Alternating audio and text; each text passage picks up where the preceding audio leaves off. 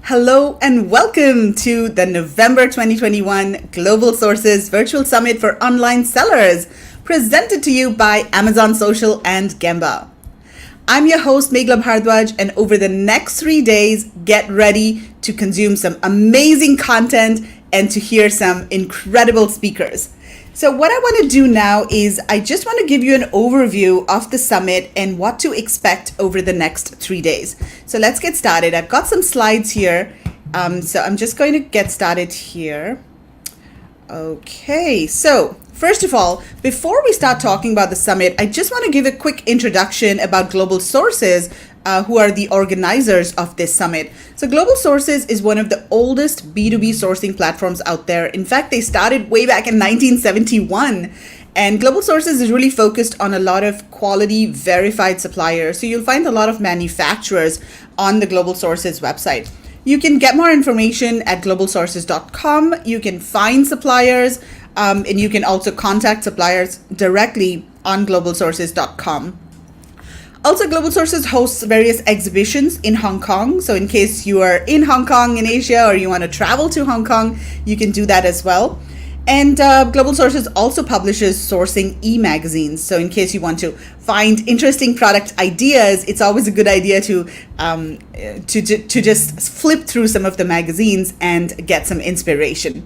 Global Sources has an amazing service called Match, which is basically a buyer-supplier matching service where you can tell the team what kinds of suppliers, what kinds of products you're looking for, and then Global Sources will go find suppliers for you. So that's a very convenient service that you can really take advantage of. And a lot of the suppliers on Global Sources are e-commerce seller friendly. So they do offer low MOQs and they're very flexible in terms of customization of the product, packaging, and also they're very familiar with the entire Amazon process. So that's another advantage of sourcing via Global Sources. Okay, so Global Sources Summit. Let me talk a little bit about this summit that you're at currently. So Global Sources Summit is among the world's first Amazon and e-commerce conferences. It has been held twice a year since April 2016 in Hong Kong. And this is the 11th edition. Oh my God, how time flies. I just can't even imagine. We've done so many summits so far. And of course, we haven't been able to do the in-person summit for like 2 years now. So this is the third time that we are hosting this summit virtually. And this summit is free for you. You don't have to pay anything, but usually for Global Sources Summit, we charge anywhere from $600 to $800 for the in-person event. Okay, so I just want to also remind you, in case you have not registered yet, I would encourage you to go to this website, globalsources.com/summit, and register for the summit. Even though the summit is free, we're live streaming on YouTube, you don't necessarily have to register.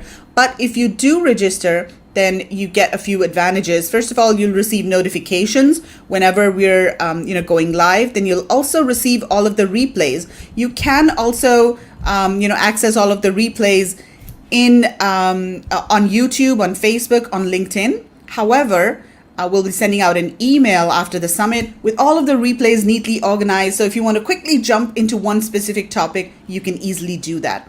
So I would strongly suggest that everybody signs up, registers at globalsources.com/summit in case you have not already done so.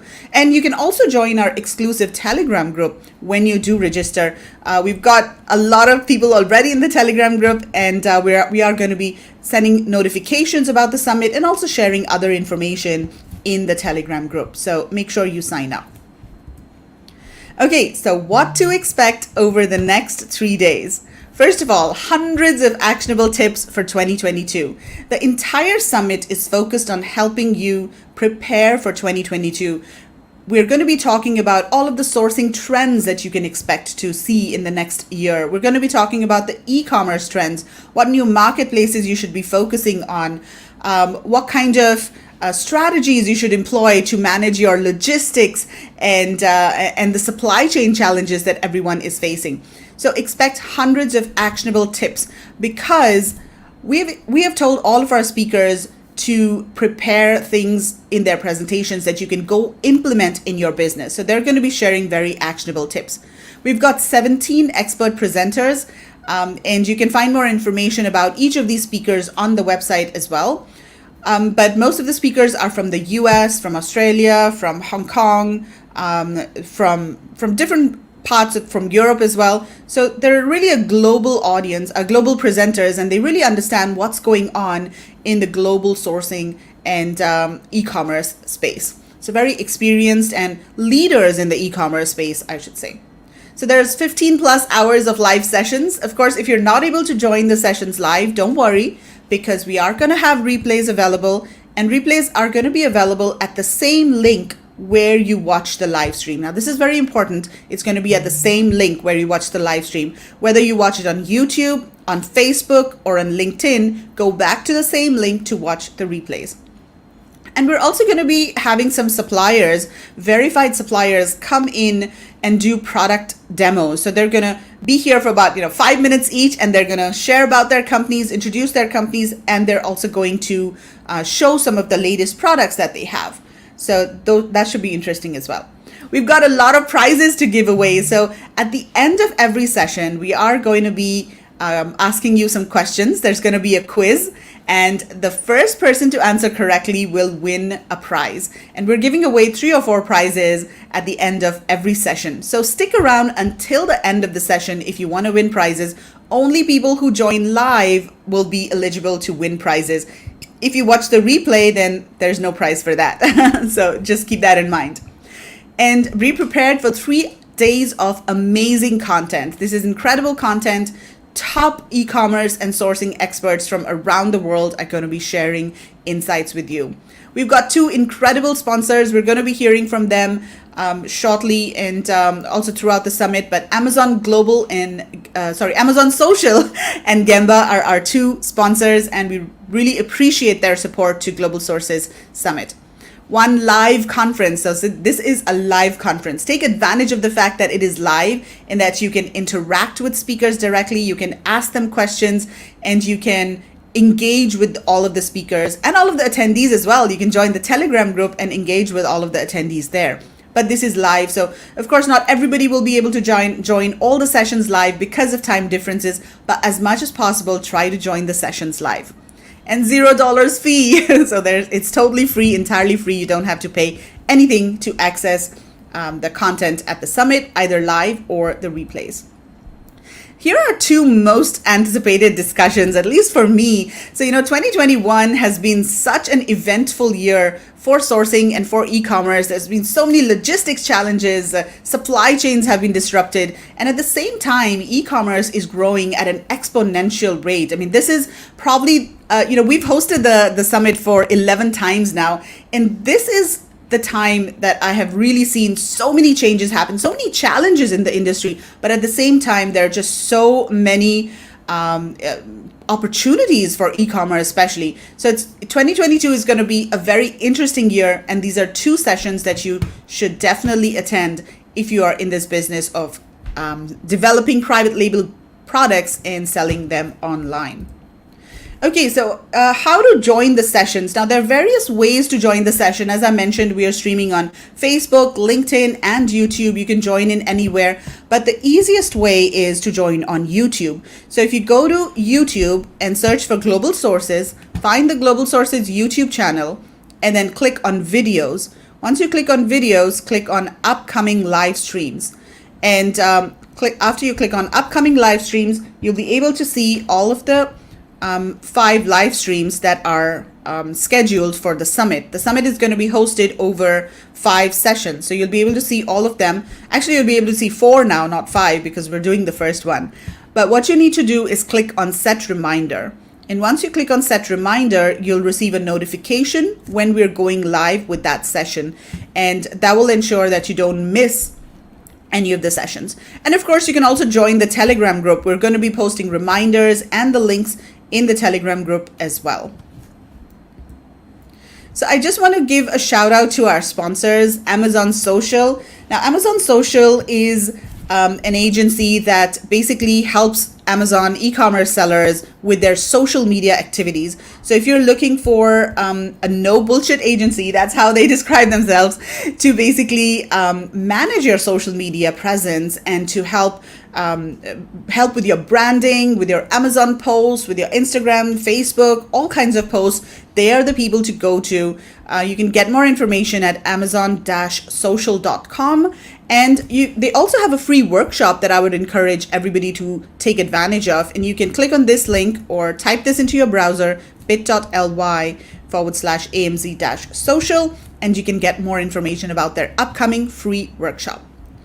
And we also have Gemba as one of our partners. And Gemba basically helps you develop any products. If you have an idea or if you want to develop or source a product from China or other countries in Asia, Gemba can be your partner. And Gemba basically has, okay, the link over there is wrong. It should be gemba.com, not Amazon Social. Apologies for that.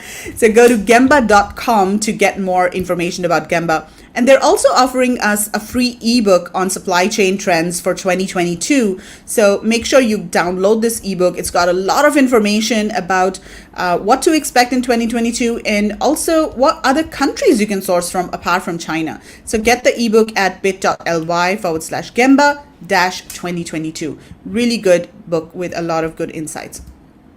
Okay, so it's live. The conference is live. And as I mentioned before, make sure that you take advantage of that. Try to join as many sessions as you can live, interact, engage, ask questions, and stay until the end to win prizes. And most importantly, just have fun. This is, engaging, interactive. We don't want to be like too formal, but we kind of like to have fun. And at the same time, we learn a lot.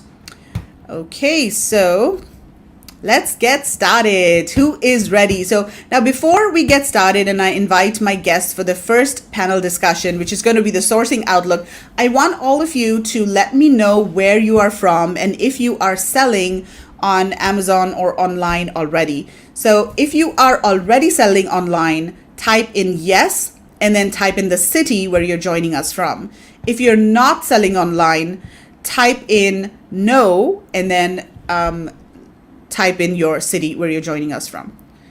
So Richard is asking, what's the website for Gemba? It's gemba.com, GEMBAH.com. So let me see if I can find it there. I can probably just display it real quick over here. Gemba.com.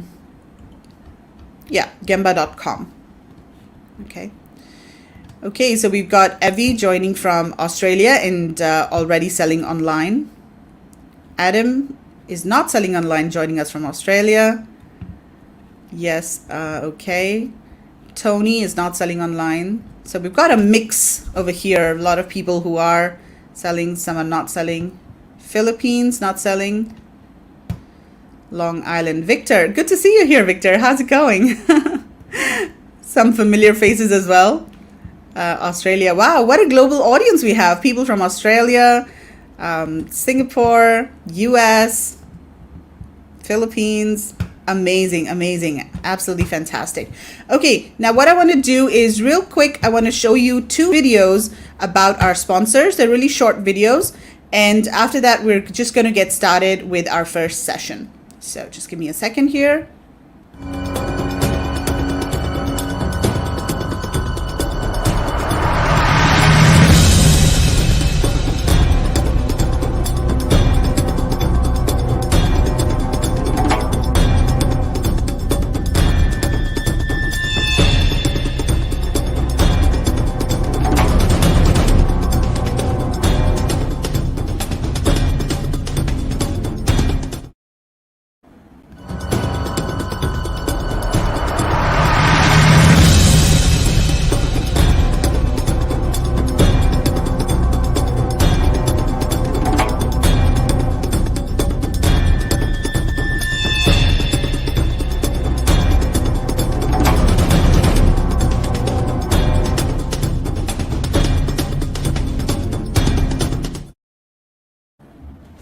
Okay, those are our 2 sponsors. Don't forget to check out their websites. So let's get started with our first presentation. I'm going to invite my speakers to the stage here. So we've got Steven Selikoff. Hi, Steven. How are you doing? Hello, folks. How are you? Good to see you. And we've got Afolabi from Honu Worldwide. Hi, Afolabi. How's it Uh, going? Hi, Megla, how are you? Hi, Steve. Hi, Francois. And we have Francois from Noviland. Hi, Francois. How are you? Hey, doing great. How are you? I'm doing well. Super excited about the summit. We're just getting started. It's going to be a jam packed 3 days. Awesome. Okay, so all three of you are, of course, sourcing experts, and we want to talk about what trends people can expect in terms of sourcing and supply chain logistics in 2022. But before we get started, let's do a bit of introduction. So, Stephen, do you want to give an introduction of yourself and tell people how long you've been sourcing and how you help e commerce Amazon sellers? Certainly. I'm old, so I get to wear the crown of being old. I actually started selling to retailers in 2001 when a lot of the folks who are now crushing it in e-commerce were still learning to walk. I started sourcing from China in 2005, and I really love it. There's just a wonderful structure to dealing with the Chinese, and um, it and just everything that you can do and deal. I can't wait to go back. I can't wait to be in person at another sources global sources summit. And what I do now is I still do my own products, and I also help other people, focusing on highly differentiated and significantly groundbreaking or innovative products, and we bring them to market on Amazon and across to retailers as well. Awesome. Afolabi, how about you? Great. Again, I'm Afolabi. It's nice to be here again, Megla. Um, I've been sourcing for a long time, not as long as Steve. That's why uh, you still have all of your hair off a lobby. yeah. I tell people my gray hair comes from dealing with China.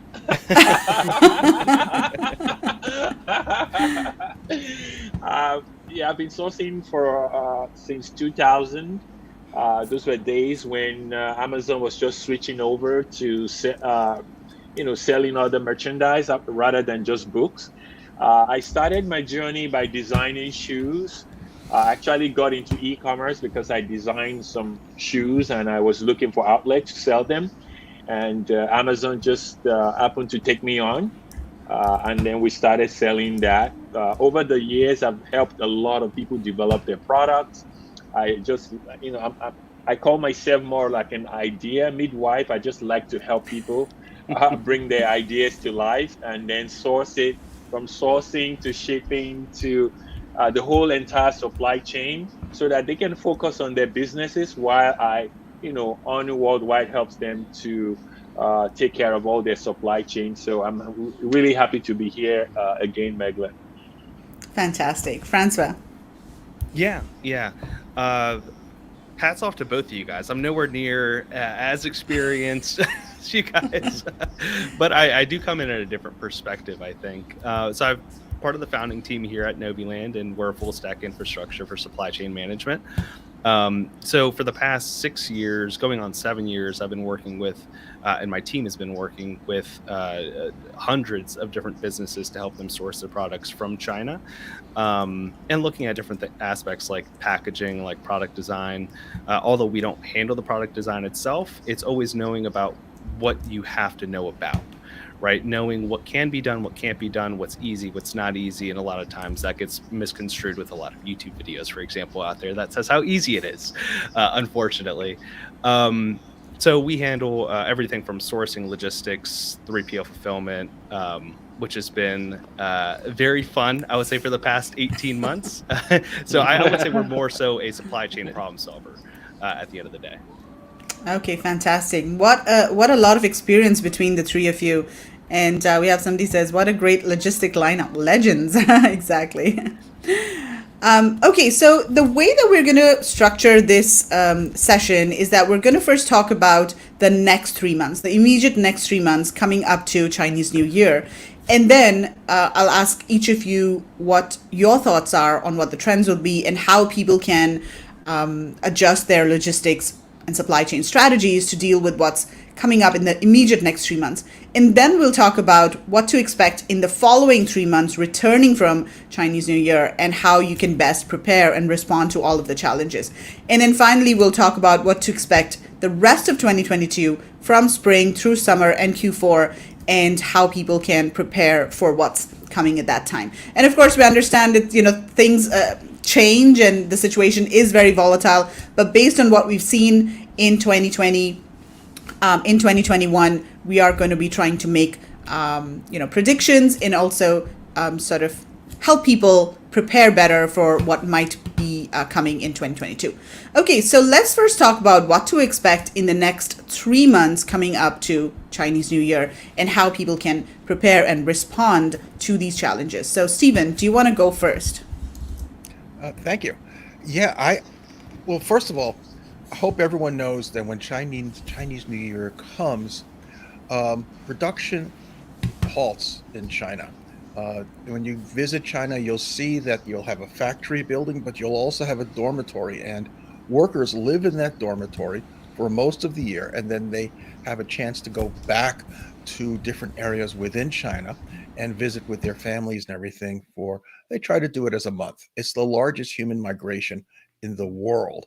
And because they don't want to overwhelm the trains and the planes, factories will start shutting down earlier than Chinese New Year in order to stagger that.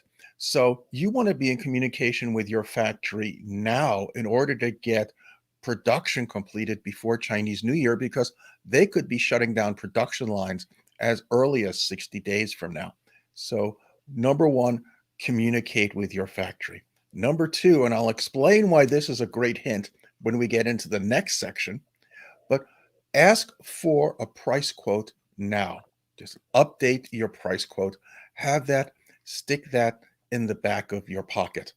The other thing that unfortunately I'm predicting between now and Chinese New Year is we're still going to have a lot of logistical headaches.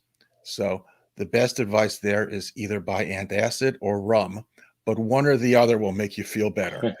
So that is great advice, isn't it? Okay, so is that it, Stephen? Do you have anything else to add? No, I'm just going to take some rum and see how this goes on with the rest of the show. You're already feeling the pressure, aren't you? Oh, we have had these headaches with shipping and logistics, and the electrical shuts down, which luckily most of the factories I've spoken to now seem that that's over, but who knows? We saw this a few years back with all the ecological shutdowns. It's been a crazy, crazy year, and kudos to every seller that has hung in there and has tried to weather through. I will talk in the next section, but I do predict that we will see things getting better in the second quarter of 2022. And just this week, there is going to be a meeting between Biden and Xi. So hopefully that will also start. They don't have expectations for that meeting, but hopefully it will start warming up the relations between the two countries and maybe eventually even lead to lowering of tariffs and so on. Right. So Falabi, I'm going to come to you now. So what are your thoughts about the immediate next 3 months leading up to Chinese New Year? Well, in addition to what Stephen said, I feel that a lot of people wait till the end before they ship their products out, and that is not a good that's not a good thing to do. They say, "Oh, I'll ship it out in January, February." No, don't do it. If you need to ship anything out, I will say now is the best time to ship it, because I feel that the rate is still going to go up in the last 2 weeks before Chinese New Year, because everybody's rushing.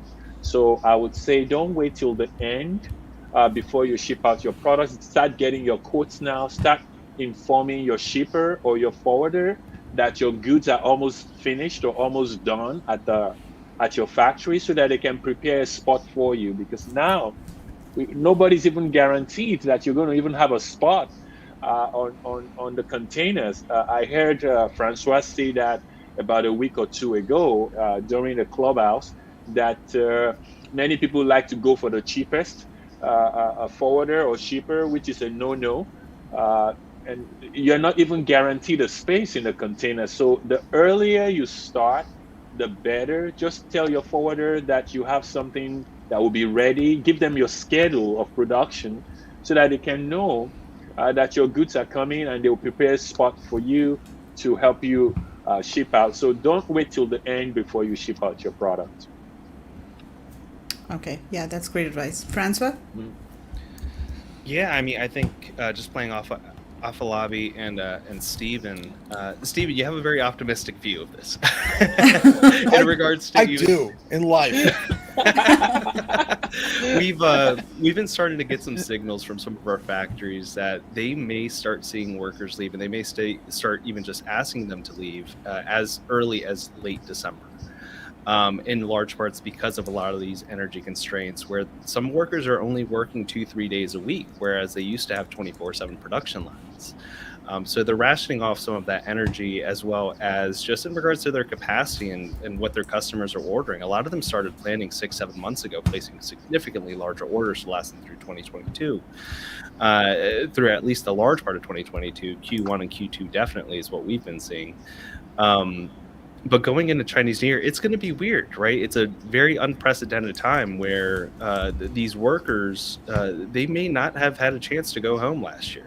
So psychologically speaking, it would make sense, and just logically speaking, it would make sense for them to start leaving earlier, to not have, the constraints that we saw China put on them last year alone, just not allowing them or incentivizing them, I think is a better way to put it, to stay put and stay in the dorms that Steven's talking about.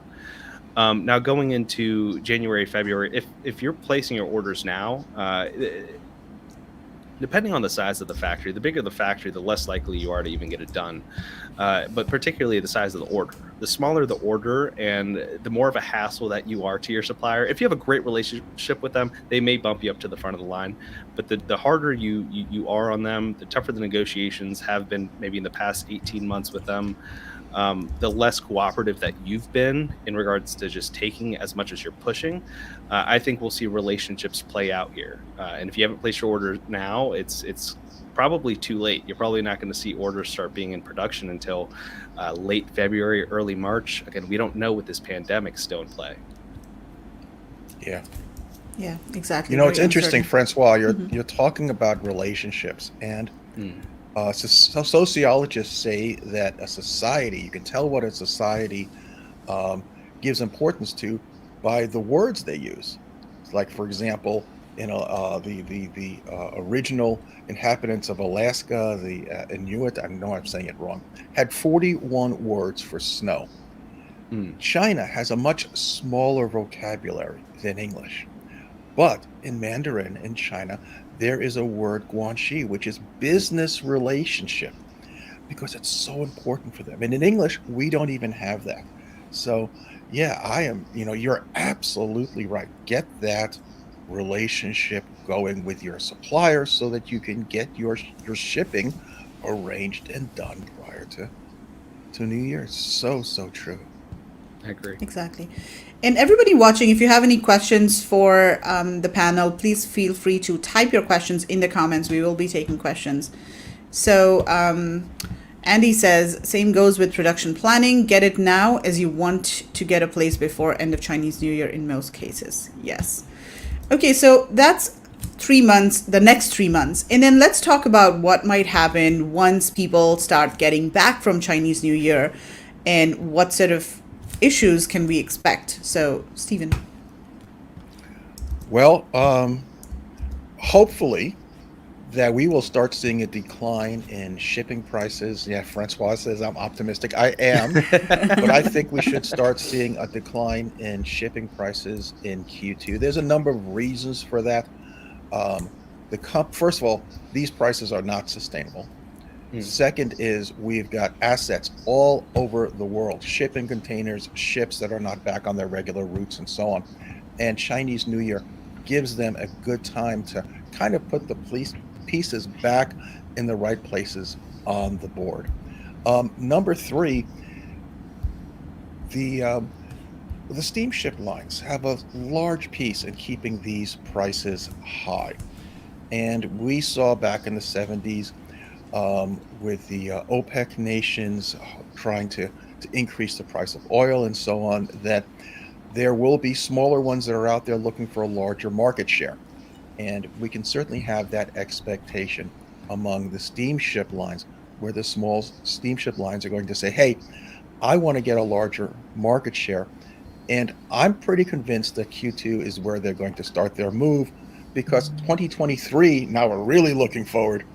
There are a number of these max ships. These are the super ships, 22,000 containers plus, are all scheduled to be delivered. So the companies want to take those deliveries. They're going to have more of a supply of available space. And the smaller ones are going to lose their opportunity to go for market share. For just the business person in me says they're going to start making their move by second half. So that's what's happening on the water. With your suppliers, when you get back and you place your next order, they're going to tell you the price has increased. They're going to tell you the price has increased because of exchange rates, because of a higher cost of raw materials and everything else. And your response to them is going to be, or should be, no. It's just like a child who wants candy or wants to stay up late. They're going to ask every single time.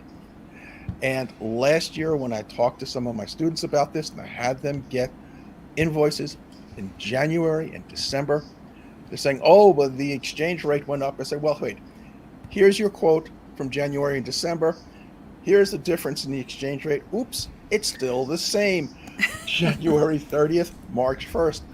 No, not going to pay it. Everything's a negotiation. So over the next 3 months, get that price quote. And then after Chinese New Year, have it in your hand. And when you go back to them, you'll be prepared to treat it as a negotiation, not just don't give in to the child who wants to stay up all night. And of course, Stephen, you're the master of negotiation. I still remember the presentation that you had done at Global Sources Summit in Hong Kong. That was so amazing. I can't wait to come back to Hong Kong. I'm so glad you didn't say I'm a master of children, because no, I'm not.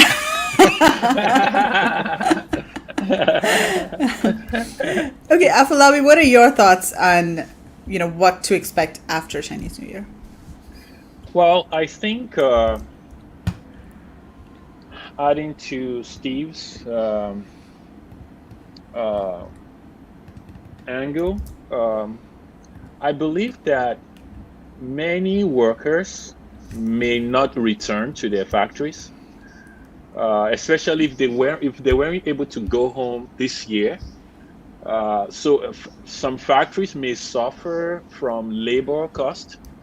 They might not have enough workers. So I tend to want to wait till they show up for work before I start making deposits for my order, just to make sure that they're still going to be able to survive. Because I heard that some factories don't even make it till after the Chinese New Year. They just kind of fold up. So I would say, if you can wait till they come back before you start sending monies and sending deposits, that may be a good idea. I think they're going to also spin off, like Steve said, they're going to spin off all manner of excuses to raise that price. And one of the excuses would also be that, labor costs have gone up. Oh yeah, we don't have enough workers anymore. They didn't come back or whatever. They will spin it off. So just be prepared. And sellers, I don't know why, when the prices of raw materials or prices of goods are rising, sellers don't want to raise their own prices too. Oh my God, nobody's going to buy my product.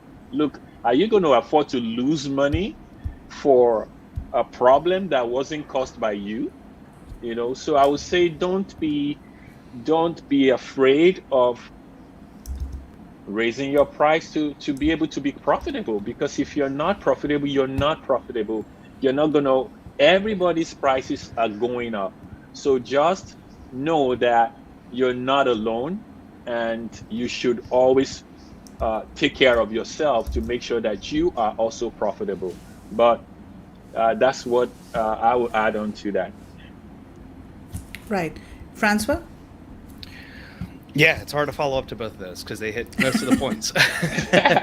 I think starting now, it's important to start talking to them about what your plans are post Chinese New Year. Also, where are you going to be seeing your inventory levels start to rise or drop? What challenges are you facing in freight? Now, to Stephen's point, it is a great time for a lot of these freight companies and carriers to start to clear some of these port congestion, particularly in LA and Long Beach. Um, but I think, and this is Stephen, we're opposite ends. I'm a pessimist.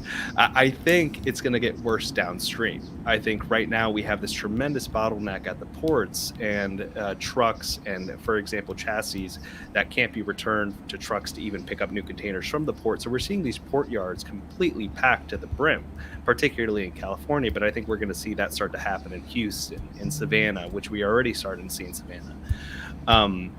And a lot of other major ports. And I think it's going to end up becoming a bit more overwhelming when it comes to the downstream. So going from the truckers to the warehouses, I think warehouses are going to start to have capacity issues. I think Amazon, once all these products start to clear and we start to see these ports start to open up, maybe the next 3-4 months, Amazon, I think, is going to have a capacity issue. So I think it's important to start talking to your partners now about, no matter if they're your freight forwarder, your supplier, or your 3PL. And if you don't have a 3PL, start to look for one.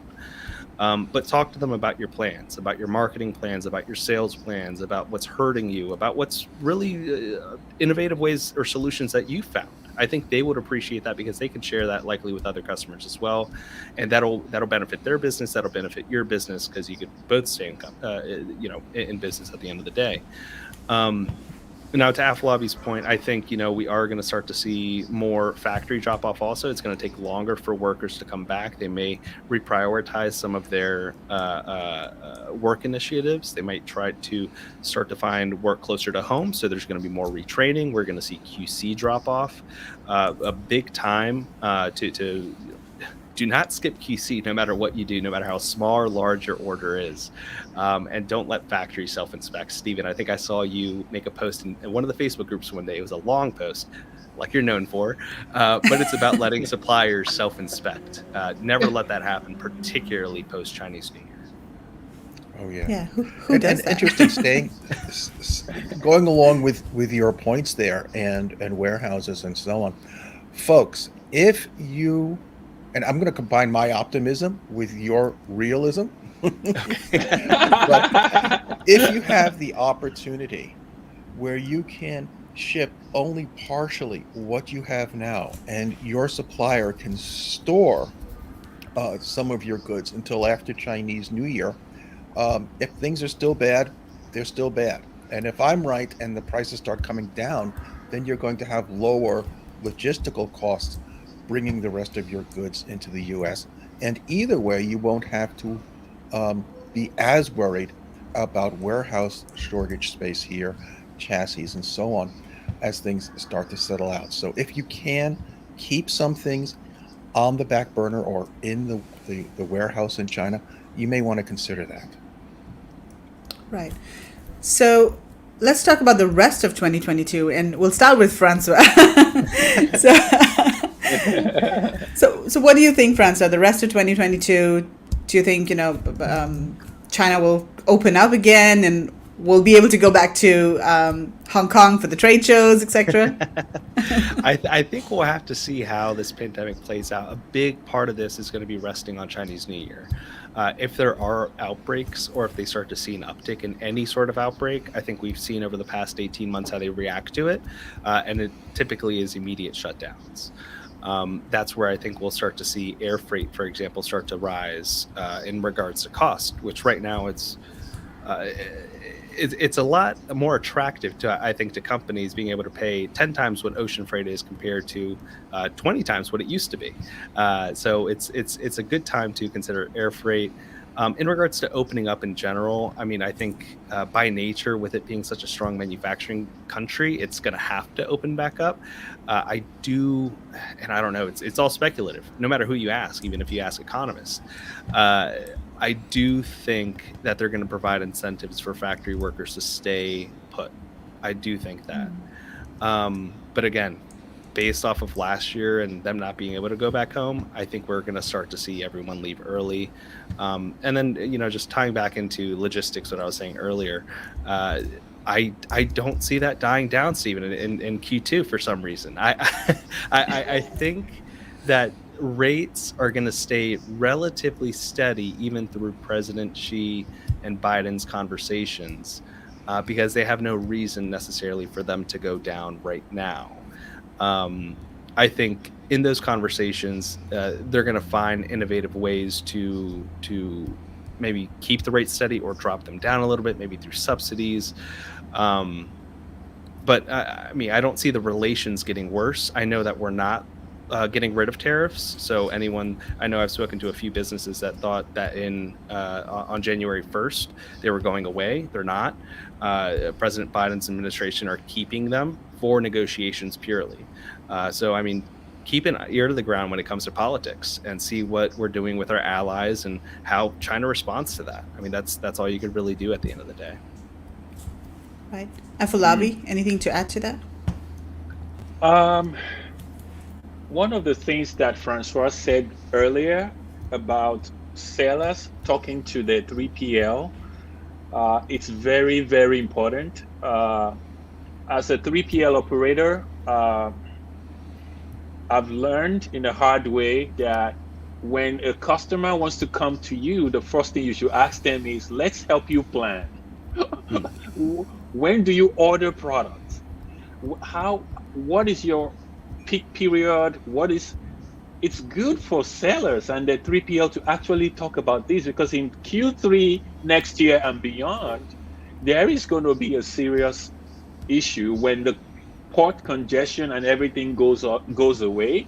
Where are they going to empty all those containers?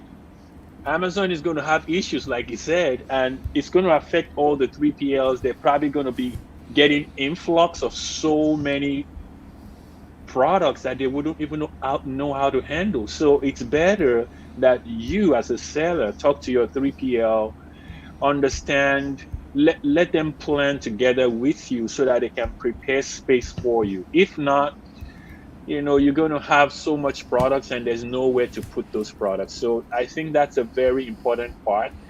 Just to add to what he said, the tariff, I think I'm with Francois on this. I don't know if this tariff is going to go down. I know Steve is very optimistic, but I don't know. And another question I have for Steve here is, when something goes up in price, does it normally come down? because I'm using the price of gas. I was buying gas in my car recently, and I'm like, wait a minute, I just spent $85 to fill up. That is expensive. I've never spent that much money on filling up a tank to my car tank before. So, Steve, do you think if we apply the gas, gas has never come down. When they go up, they keep going up. They might pretend like they're coming down for a while, but they go back up again. So do you think this price is going to come down, especially raw material prices, shipping prices? Do you really think they're coming down? Well, first of all, I'm not optimistic. I'm not stupid. There's a difference. A very slight difference. Not when they argue that second point with you. I see prices coming down for shipping dramatically. Part of this, as you guys know, the steamship lines have been losing money for years. I've heard since 2006, 2007, the prices are going to go up. So when they do come down, I hope everyone understands they're not going to come down to the rates they were before. Okay. When they come down, they're going to come down, but they're still going to be higher than what you're used to. So build that into the planning of the profitability of your products. Start thinking beyond the 30-30-30 rules, because shipping costs will be still high. They're just not going to be as high as they are now. And then by the way, I'm just blown away how insightful. This is a great panel. We need to do this in Hong Kong live when things open up. I'd love Um, to. yeah. The I was gonna say is that as China does open up, which will have to happen eventually, you'll also see a decrease in air cargo and things that go into the belly of the plane. So that should help you as well. And I absolutely agree that we're not going to know much about opening up China until after Chinese New Year to see what sort of breakouts occur, to see how things went at the Olympics and so on. There was I think it was two people were discovered with COVID at Shanghai Disneyland, and they Mm. shut the whole thing down immediately with people inside of Disneyland. So they take it very, very seriously. On the other hand, China is 30% of the world's goods for a reason. They put their money on manufacturing. Other countries put their money into other areas, high tech or whatever. So China is dependent on that manufacturing. Um, and the US is dependent on them purchasing stuff from us as well. So my optimism on tariffs going away, and they may not go away for a while, but I think that it will be planned because, as Francois said, politics. She is coming up to an election um, to his third 5-year term. So he's facing political challenges there, and he got hurt politically with COVID. Biden is looking for some big win, and he has more ability to act unilaterally when it comes to international and foreign things rather than domestic things. And lastly, we have an increase in inflation that no politician likes. And the best way of decreasing inflation is by decreasing prices, which Mm. can be decreased by dropping tariffs. So that's why I'm optimistic, but I certainly can't tell you when it's going to happen. Um, However, as far as your own business, look at what happened this year. Make sure that you are already planning for Q4 and getting your orders in and ready to ship by June of next year. Better to be over prepared and things Mhm. go really smoothly than just to be overly optimistic and letting things go to heck. That's when you're going to start picking up the rum again. And can I actually add something Yes, to your sure. point in regards to planning? And I think Afalabi, you might be hearing this from some of your 3PL clients. It's planning isn't just about the price itself, but it's about what comes after. It's about the penalties that a lot of businesses are actually starting to face because, for example, their container is stuck at a port or at a truck yard. Those Mhm. truck yards are still going to be charging you Mhm. daily a lot of times. The Yep. truck waiting time for them to return your container to the port empty, completely empty, but for them to Mm. sit there for 3-4 days can add up to $1,000 easily. So in Exactly. your planning also make sure that, and I'm going to talk about this later, but uh, allocate some level of your resource to risk mitigation, to those penalties that you could potentially encounter, because it's better to have those funds and be able to just cover them and have that on your P&L, and at the end of the year maybe use that as just a bump in your profit, than to not, and then not be prepared for it and then have to pay $15,000-$20,000 for the container and then an extra $2,000-$3,000 because they lost it because it was Mhm. stuck at a rail that was too full because they couldn't effectively get it out from under all the other containers. Mhm. uh, I think this is a year of really risk mitigation and restructuring your entire supply chain, rethinking it, educating yourself in it, which I love everything that you put out there, Stephen. I always learn something from one of your Facebook posts. Well, it's I will admit, Amazon is difficult. Selling online is difficult, but Amazon itself is complex. And every seller who's doing it well, if you can learn Amazon and the methods of succeeding at Amazon, there's no reason why you can't take the extra effort and learn about shipping and logistics because that's not rocket science. And the more you know, um, the easier it'll be to to spot things that just don't smell right, to recognize opportunities when they're there. So, I mean, it's not just have the confidence in yourself. If you can learn Amazon, you can definitely learn about shipping. I love that. Yeah, totally makes sense. Okay, so let's take a few questions from people. So Deborah is asking, with regard to shipping codes, for the purpose of product research, how do you suggest I get a future code from a freight forwarder? Mine was not happy to do that. And I think what was happening in 2021 is because rates were increasing every 2 weeks, freight forwarders were a bit hesitant to code a price, especially if you're not placing an order, if you're not shipping in the immediate 1 week, because prices were going up, 2 weeks, every 2 weeks. And so that is probably what Deborah was facing at that time. So what advice do you have for people if they're doing product research and they just want to get an estimate of how much a product would cost to ship? Maybe Stephen, do you want to go with that? Because All right. you're there. So I think people know that I always talk about a high multiplier, or I used to talk about a 7x multiplier, now a 10x multiplier. So if you build that multiplier into your product, you understand that you're going to buy it at X and you're going to sell it at 10x, then you're going to be able to weather any changes that are going on with shipping and tariffs and so on. The certainly you should not expect, although again I may be too optimistic, that in 2022 the prices are going to be increasing by 2, 3, 4 times over a matter of months. So if you have something that you have now, you certainly should be able to at least make some judgment calls of what's going to be happening later this quarter and after Chinese New Year. But the reality is we don't know. We don't know what's going to happen. I am going to give you a quick, and I get to say this because I'm not involved in a 3PL or shipping or sourcing or anything. So I'm going to come straight out and say, folks, there's going to be as much crap going on as prices come down as there is with price when prices went up. Do not chase the low price.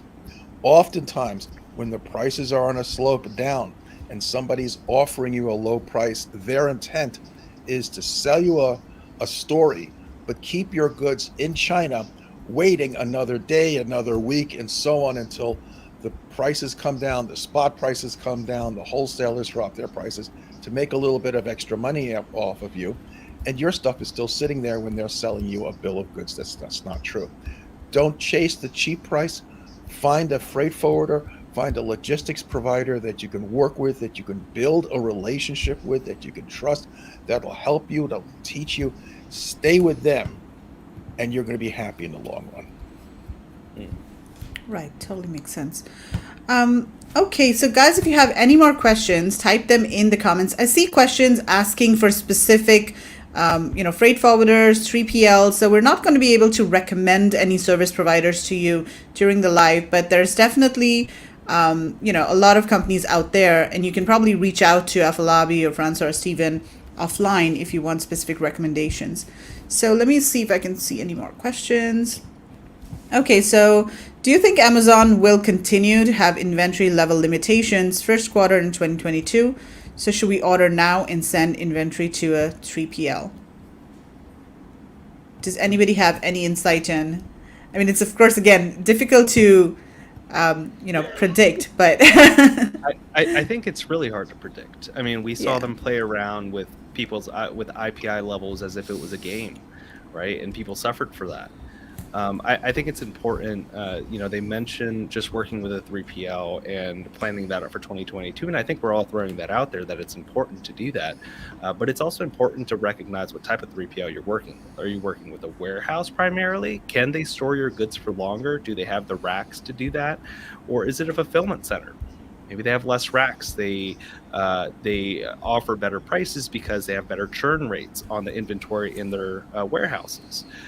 So it's finding the right partner. Definitely a 3PL would help you out with this. But it's finding the right one. Not all 3PLs are equal. No two 3PLs, even if they have the exact same pricing, is going to have the same level of service, same integrations with Amazon or Shopify or any of these other stores, and they're definitely not all suited. Even if they say they are, they may not all be suited for Amazon FBA fulfillment, prep, multi-channel fulfillment, and a lot of them are definitely not long-term warehouses. That's where you are going to start paying an arm and a leg for prices. Probably somewhere in your contract it says, hey, after 3 months, these are going to be 2-3 times the rate.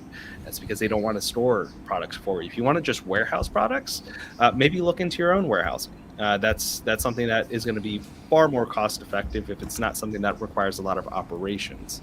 Something that requires, FBA prep, multi-channel fulfillment, look into a 3PL partner. Right. Stephen, do you have anything else to add to that? I find a good 3PL, as Francois is saying, and find there are 3PLs with assets, without assets, those with warehouses, or even trucking fleets and so on. Find one that you can work with. Try to stay away. Ask them if they have the basics like insurance or warehouseman's insurance and things like that. If they don't, then you're dealing with a really iffy fly-by-night shady company. But make sure you've got a good one. And as Francois says, make sure, do you have one that's going to be focused on warehousing long term? Or are you looking, do you need one that is, quicker at pick and pack and doing FBM? Do they understand how to do FBA prep and so on? Because that's going to save you a whole lot of problems. You don't want to suddenly have to do a, damage control because they sent the wrong products into Amazon and so on. So find a good one. And again, it's as Afolabi said, it's risk mitigation. If you're set and you don't need it, you don't need it. But take this time and take the break, frankly, over Chinese New Year to reset your own business and who you're working with, and make sure you're setting yourself up the best way possible. Right, totally makes sense. I think another thing that people are really struggling with nowadays is maintaining profitability, because prices are going up, of course. Not only shipping prices, but even raw material prices are kind of going up. So what advice do you have for people to ensure profitability of their business amid all of these production cost increases? Afolabi, do you want to go first? So the raw material prices, like we've all said, it's already going up, and there's really nothing anybody can do about it. I think it's time to really look at all your costs on a granular level and really drill down. Stephen was advising that we should change the strategy. When people used to do a third, is even saying now you have to start looking at 10x, because the 10x will give you a more safety net. Should something break, you're ready for it. And 3PL is another cost that is hitting into people's profit now. As a 3PL person, it's hard to find workers. I don't know about you, Francois. Nobody wants to work.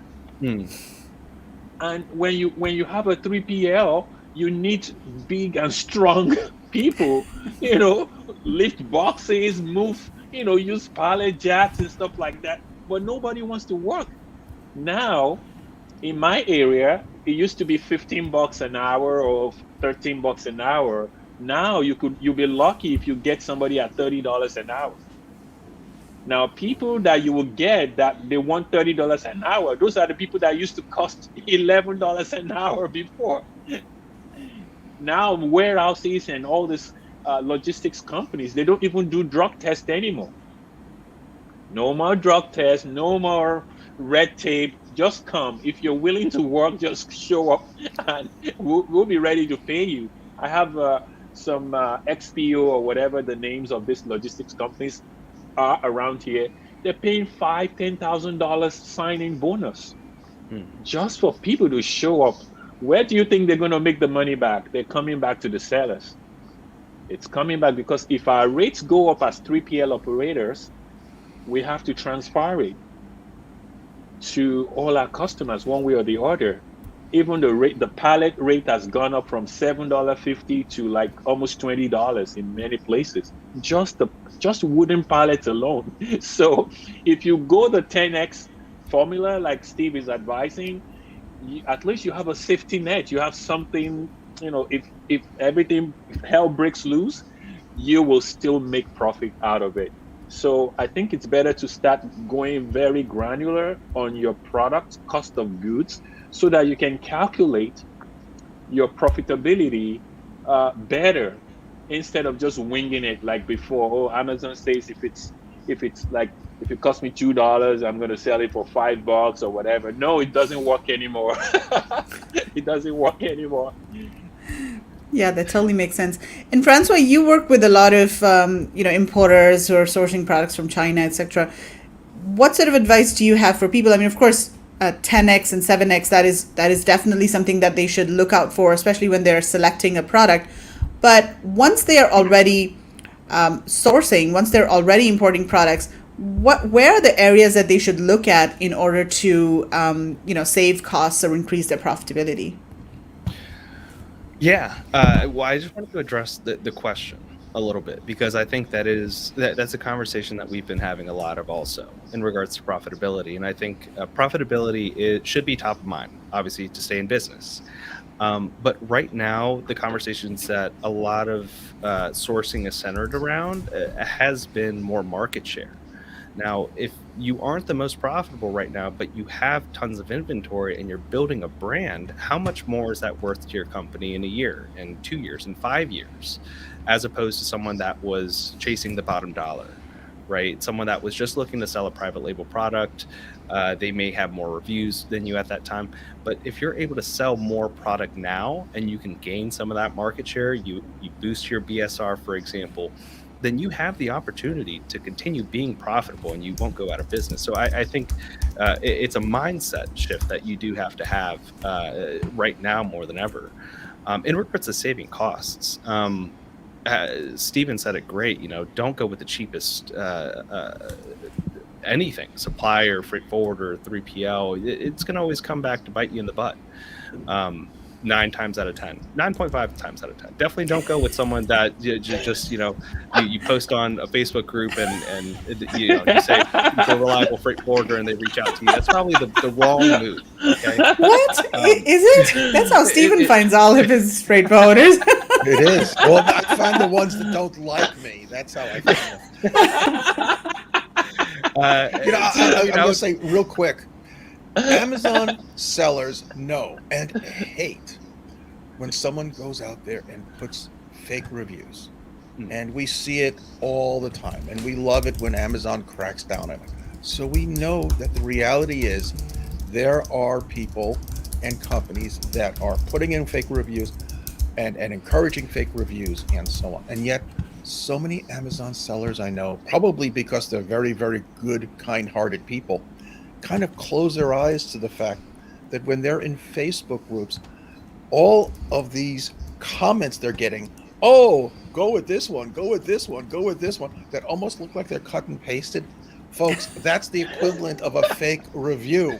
It's the same thing happening that you dislike when it's a listing. Now you're seeing a different flavor of the same thing. Approach it with a bit of caution and skepticism. Be a business person and recognize the same things happening again. So I bothers the heck out of me. Sorry, Francois, I think I stepped on your toes. I'm gonna let you keep going. No, you're fine. A few other ways though, and I talk about this later in the presentation itself, but auditing. I think you need to audit your product line first. Definitely take a look at what has been the biggest headache, but it might not be producing to your bottom line, right? It might just be something that you're managing to sell instead of being happy to sell. You may not be the most profitable in it. And auditing your product, right? Reconsidering what material it's made out of, reconsidering how it's packaged. If it's assembled, can it be disassembled and sold that way? Can it be an RTA or ready to assemble product? With us seeing rates going up with UPS and FedEx and Amazon eating into these because they have to use their partners to ship out products, the bigger your package is, the more it's going to cost you. Right. So auditing your product, seeing how you can shrink that down as much as possible without delivering a poor experience to the consumer, of course. And then palletization. This is one of the most overlooked places that anyone can save, I think. A lot of times, because businesses rely on their supplier to palletize their products, and they say, yeah, just get me, X amount of products and shipped to this location. But they don't say, hey, I want it palletized XYZ way. How many can we fit into a master carton while staying Amazon compliant? And it's because sometimes you don't want to take the time to actually draw it through even and, do a 2D or a 3D model. There's tons of 3D applications out there. Palletization is huge. If you can add a few dozen units onto your pallet, that goes back to your bottom line and increases your profits, right? So auditing is definitely key there. Totally makes sense. Stephen, any other advice from you? And before you answer this question, we also have Victor saying 10x is super rare, except on really cheap stuff, and also probably low volume because a competitive vacuum does not exist for long. So Stephen, do you want to maybe address Victor's comment and also tell us if you have any suggestions on how sellers can increase their profitability? Now, I'm going to start with the profitability first, just by pointing out, folks, as Francois said, and I know Afalabi would be saying it in a moment if I wasn't speaking right now. Know your numbers. Understand if you really are profitable or if you're just looking at a few aspects of your business to make yourself feel good. You need to know if you are profitable.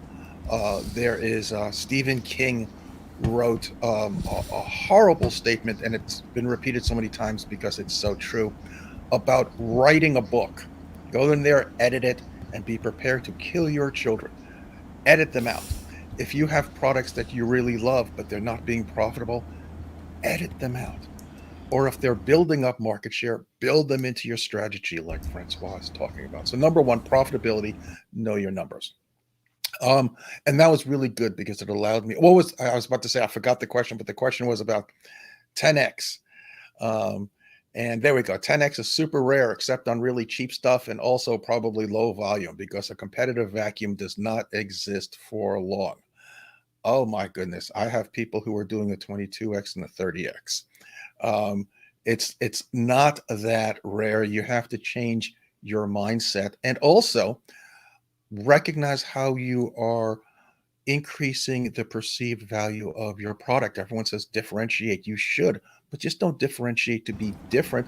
Differentiate to be better, to be a higher value to the customer. I am not here to promote my program, but everyone in my program will tell you they are all chasing 10x, and many of them reach it and do much better. It's out there. Just the fact that you are part of this program and you're here to listen and learn, that shows that you are serious about your business. And with that sort of effort, you will be able to find and differentiate enough to get at least a 7x, 10x, perhaps more aspirational, but that's what you need to do these days. Is that 10x on COGS or is that 10x on FOB price? 10x, it's controllable cost because obviously, as we all learned, you can't control shipping. So right. It's 10x compared to the price of the product coming out the door of the factory, fully packaged, assembled, and so on, compared to the retail price, which is what you're selling it for on Amazon. That makes sense. That's achievable. That's doable. Yeah, definitely. So really good advice there. Let me just go quickly and see if there are any questions. I don't see any new questions. So guys, we're going to start wrapping up, but let us know if you have any more questions for our panel over here. And I think one of the things that people are also have been focusing on in 2021 is diversification, right? So I see a lot of people sourcing from India, Vietnam, and other countries. So there's this China plus one strategy that, of course, has been discussed for quite a few years, but a lot of Amazon e-commerce sellers are now seriously looking at other markets as well. And in fact, the ebook that we have from Gemba also gives a really good overview of all the different options that are available. So if you haven't downloaded the ebook, definitely do that. You can see the URL of the ebook scrolling at the bottom of your screen. But I want to ask all of you over here, what sort of trends are you seeing in terms of sourcing diversification? And Francois, I want to start with you. Yeah, definitely India is a strong competitor and alternative to China. And we've had several conversations on this, Megla, actually. There's a little thing out there called the India Sourcing Network, which is amazing. First of all, I need to shout that out. So if anyone doesn't actually know about sourcing from India, definitely look up Megla and all of the awesome content that she puts out. But also, we're definitely seeing alternatives in Mexico, for example, even here in the US, and not so much a pure shift, right? Not taking your entire production line, moving it to Mexico, and that's that. But diversity in adding new countries, adding new suppliers, adding new freight forwarders, adding new 3PLs.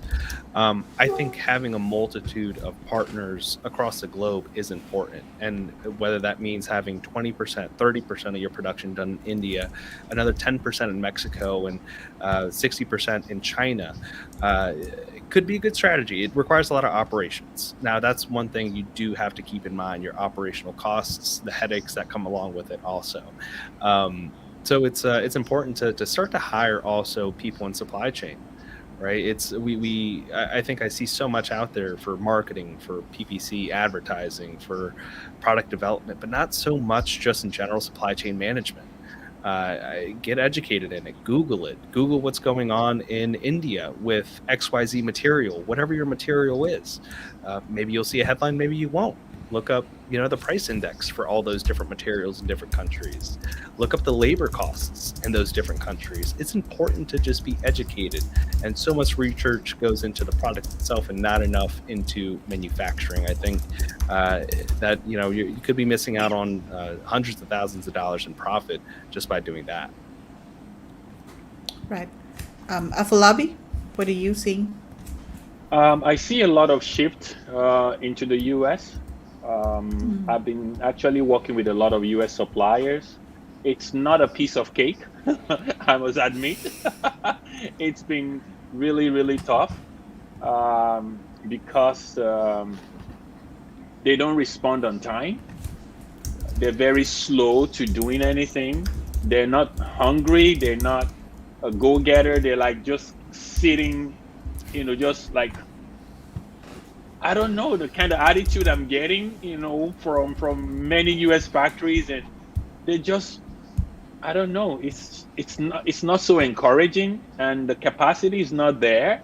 And I think it's going to take like at least 5 years to start putting a dent on what, China is outputting. But US is definitely a top contender, especially with wooden products or large products. So I see a lot of people, because of the cost of shipping and the volume issues, they're trying to more of look into the US, which is a smart move. So they'll make some components in China and ship it to their 3PL, and then their final assembly is done in the US. They make all the bigger components in the US, the smaller ones in China. They save on cost of shipping, and they do final assembly, and they're trying to still get the made in the US tag for it. So I see a lot of things happening in the US. Let's hope that US factories are waking up to see this opportunity, because right now they're not. Right. Well, Stephen, Afolabi, Francois, thank you so much for your time today. Such a lot of good information. I think one of the messages that we're sending out to people that I've repeatedly heard from each of you is plan ahead. We've seen how tumultuous 2021 was. And, for 2022, I think what will really help people is to plan ahead, to make sure you have your orders in place well ahead of time, to make sure that you have your 3PLs in place. So definitely plan ahead.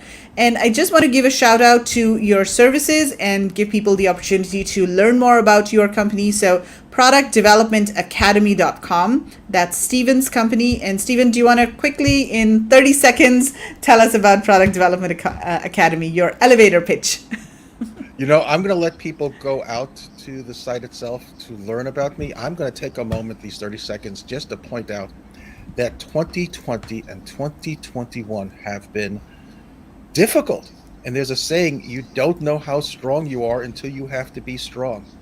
Everyone who has been in business for these last 2 years, who have gone through this, all of you guys deserve a pat in the back. Give yourself a pat in the back as you look to 2022, because you have survived this and you can do anything and make 2022 your year, because you've shown you can take it.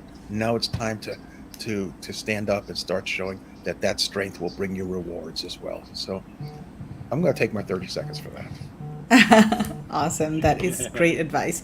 All right. And then we have Francois. So if you need more information about Francois' company, head over to noviland.com to get more information. And Francois, I'm going to give you 30 seconds as well.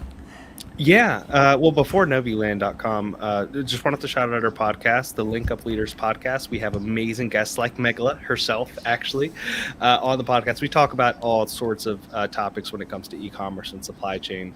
And then on the point of supply chain, Noviland. A lot of this is happening because we are in this antiquated model of handling supply chain management when everything is digitized nowadays. So we are looking to revolutionize and innovate the upstream and downstream supply chain, from sourcing, logistics, production oversight, quality control management, fulfillment, distribution, the whole 9 yards, all in one platform. So check it out and let us know how you like it. Awesome.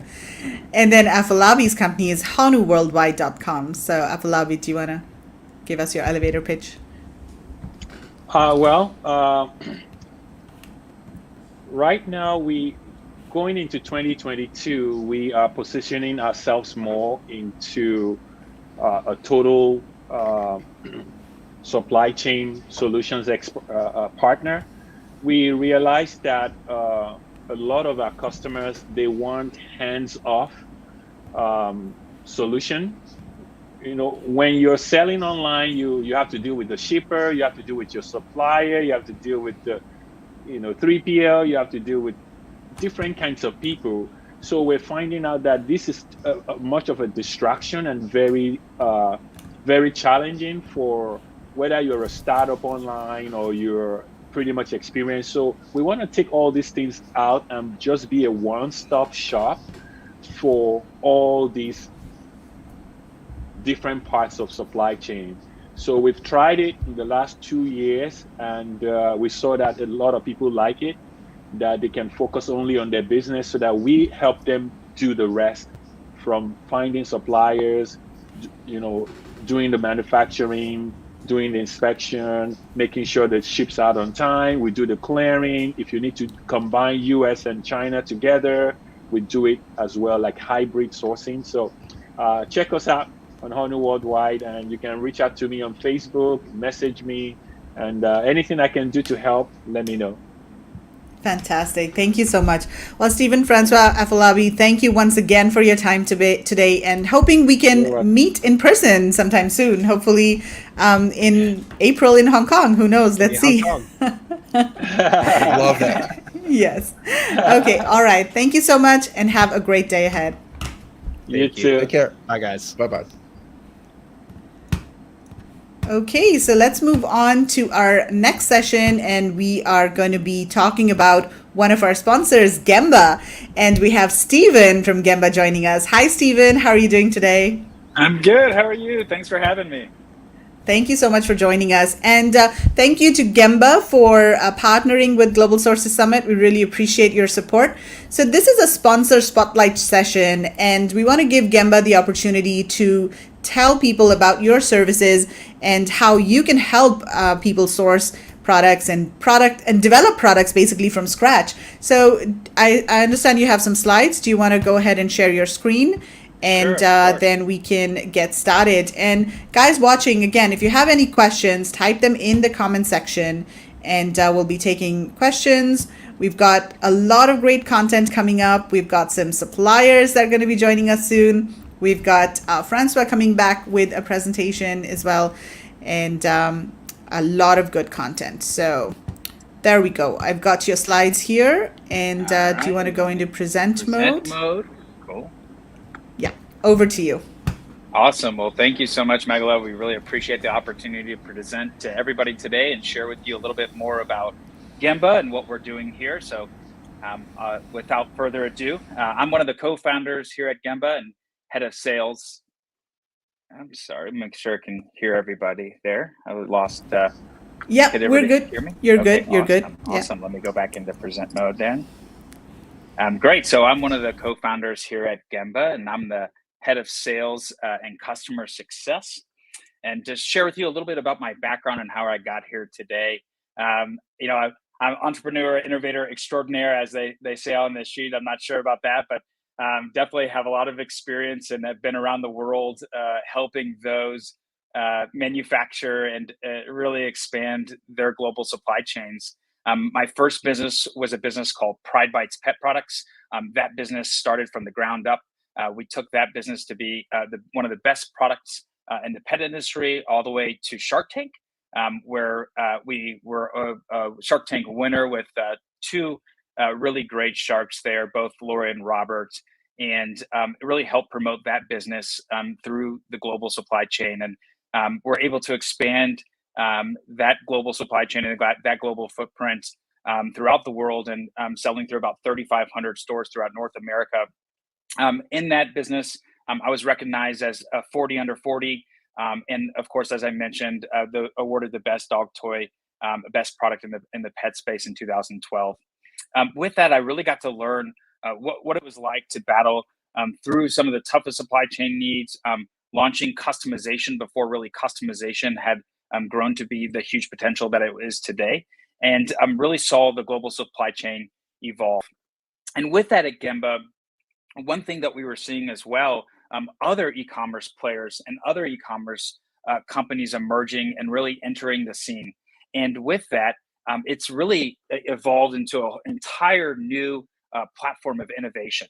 Amazon has been growing immensely fast. Shopify has been growing immensely fast, and other platforms, e-commerce platforms around, have been growing so quickly. And with that, in order to stay ahead and to stay unique in that process, it's really important for customers to innovate, to stay creative.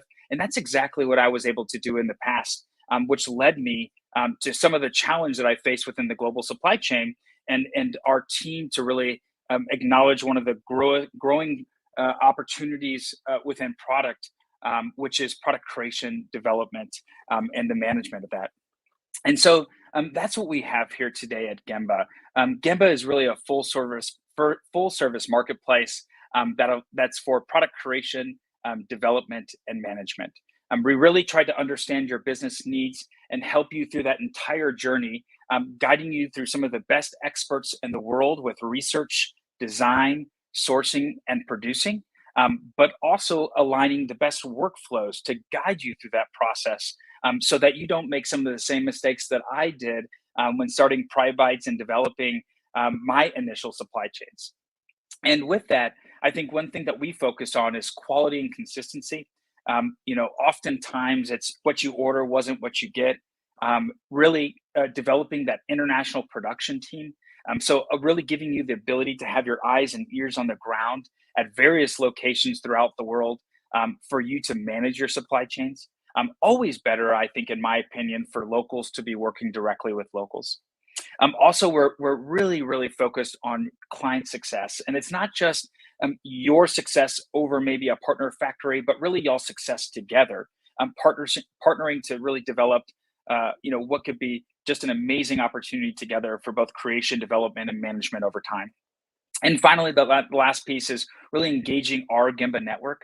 We really think we're built with some of the best creators and supply chain experts in the world. And if we go and our vetted team of experts is going to seek out and aligning you with the best designers, engineers, industrial designers, manufacturing experts to really allow you to see and put together the best supply chain for your products. Underlying Gemba and underneath our hood really is something we call NPI, which is our new product introduction process. And with that process, this is really our tried and true development, 135-point journey, which we say is kind of the best workflow possible to help you with the best outcomes when you're delivering a really high quality product. This is something that has to do with design and engineering. It goes all the way from the initial idea through your engineering, through the discovery, so finding the right factory partner, manufacturing validations and operations within that production, and then finally to check and make sure that the quality and logistics are in fact perfect and able to be shipped to your door. So as you go through this process, what you need to know, I think, about NPI and how it relates to Gemba is that our algorithm is constantly learning you, developing over time, and finding the best outcome and the overall best experience for your supply chain needs. At Gemba here, we're super proud to have some of the very best creators in the world at our company. First and foremost, our head of design is Neil McQueen. Neil joins us where he was the director of new product innovation at Dyson, has about 78 patents or so to his name, and is really enabling some of the best design and creativity around within our platform. So again, our team, Neil's team of vetted product experts, are helping you identify the best team of engineers and designers to help you with that same innovation that Neil has been driving for more than 10 years.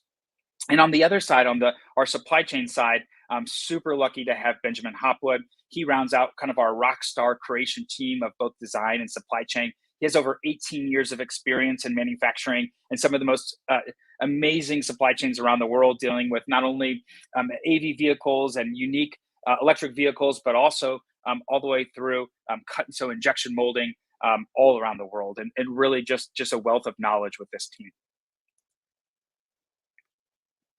And so as you start the Gemba journey, one thing that we're going to do is going to learn your objectives, understand your approach, what results are important to you, what's an ideal part of the production process, or what's the ideal process for you to interact with that production process. And finally, how is it going to impact your business, whether it's sustainable goals, whether it's in a unique part of the country, whether it's a unique part of the world, et cetera.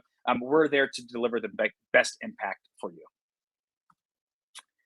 So first, it starts with our design process. What we're doing is a methodology of agile production and agile design. So you'll see us start with sprints, planning, figuring out your needs on a weekly, bi-monthly basis, and delivering these results to you in an agile format. So constantly learning, constantly evolving throughout the process, and really engaging your collaboration through that part of the process. And within our design, what we're going to do is, as we learn your needs, if you need some industrial design work, or maybe mechanical engineering work, or maybe a little bit of electrical engineering work, we're going to go ahead and our team is going to vet those team of experts, align you with those, and make sure that we're guiding you so that your practice, your involvement with those group of people and those designers really puts out the best outcome for you possible. So continuing along, as we enter what we call is our supply chain discovery. Here in this process is where our team of experts are going to go out, our supply chain experts, and find within our 5 regions. We start with China, Vietnam, India, Mexico, and South America.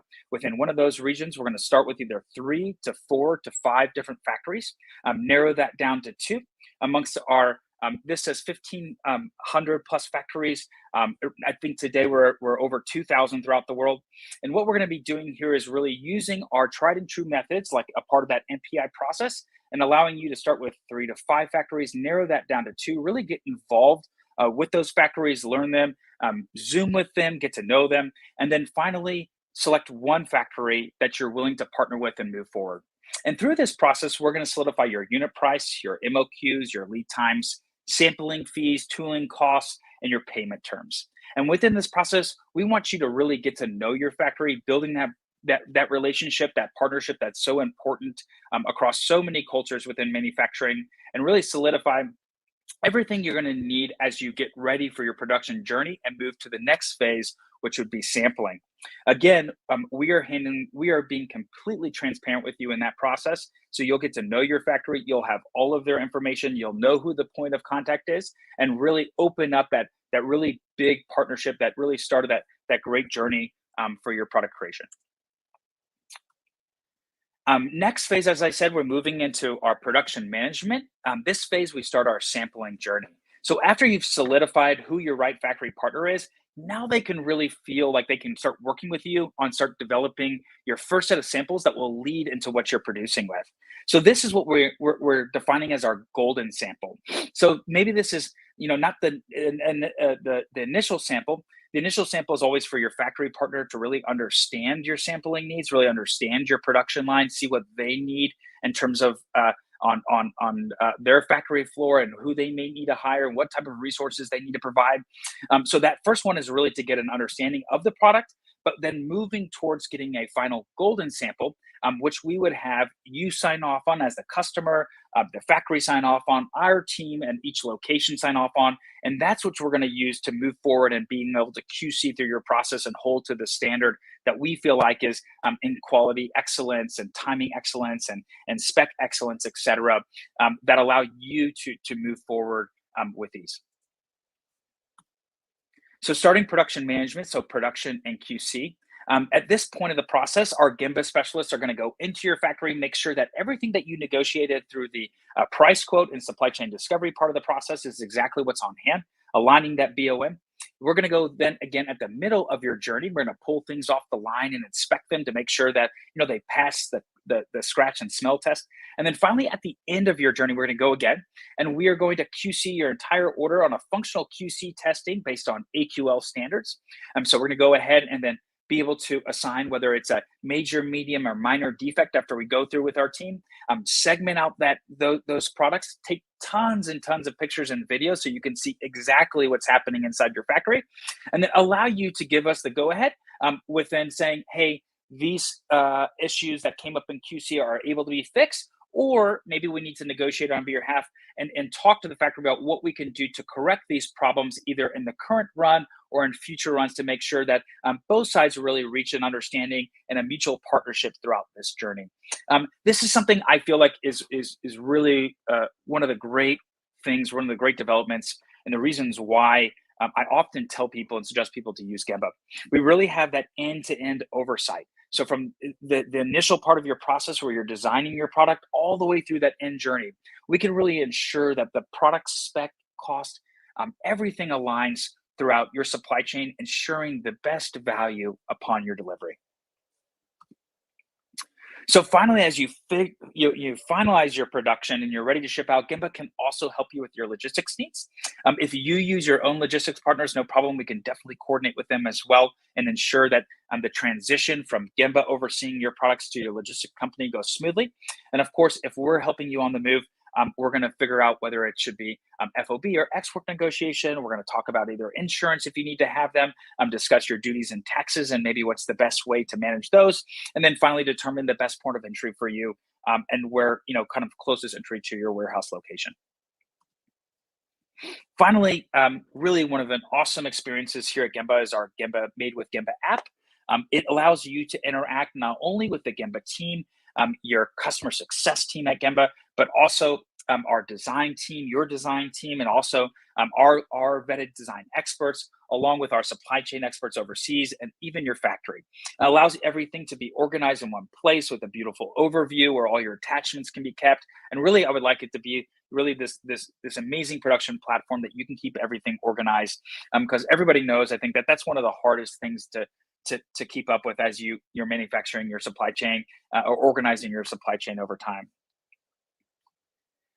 Here's a little look in terms of how we think about the average timeline. It can go faster, it can go slower. It all depends on really what you're producing, how you're producing it, what region you're producing it. But typically we say our average simple project is 8 to 10 weeks and price quote. So 1 to 2 months. Typically we say in China it's 1 to 2 months, and Vietnam it's 2 to 3. In India, it's 2 to 3, and in Mexico, South America, it's typically 3 to 4. Then if you're going to have tooling, if you're making an injection molded item, that tooling sometimes can take 2 to 7 weeks, depending on location and which factory, and of course, how large the injection mold or tooling is needed. Then we can move into sampling. That's where we're talking about the golden sample. That process usually takes about 2 to 8 weeks.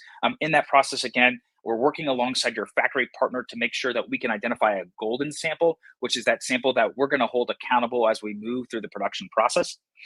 Then we have 1 to 2 weeks of pre-flight. This allows your factory to really organize themselves, organize their production line, train their employees, and be ready to really provide the best quality of your product and your production. Now it's ready for production, 3 to 8 weeks, depending what type of complexity or production you're working with, or maybe the region.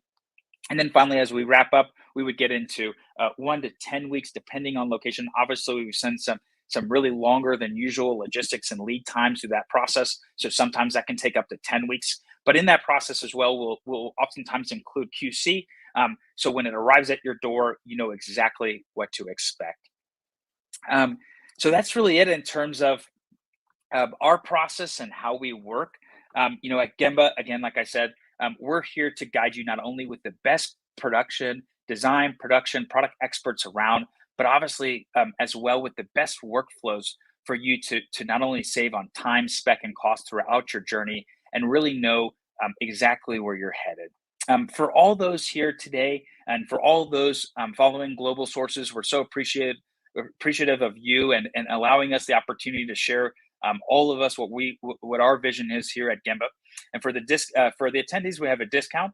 You can use the code Global Sources 10 on our website for you to be able to check out amongst our sales team, and we'll go ahead and credit you 10% on your order with Gemba.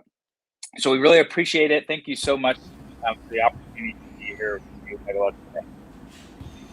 Awesome. Thank you so much, Stephen, for giving that overview of Gemba. And it really looks like a very efficient service, and especially for people who are maybe new to sourcing. I think it's definitely advantageous to use a guided service. And I especially like how automated and how digitized you were, because in the earlier panel discussion, we were talking about all of the antiquated kind of processes that the sourcing industry has. So really excited to see how you're actually digitizing the entire process. So thank you so much for that. And thank you for offering this 10% discount to all of the Global Sources audience. That is absolutely amazing. So guys, take advantage of this offer. And later, we're also going to have Henrik from Gemba give a presentation.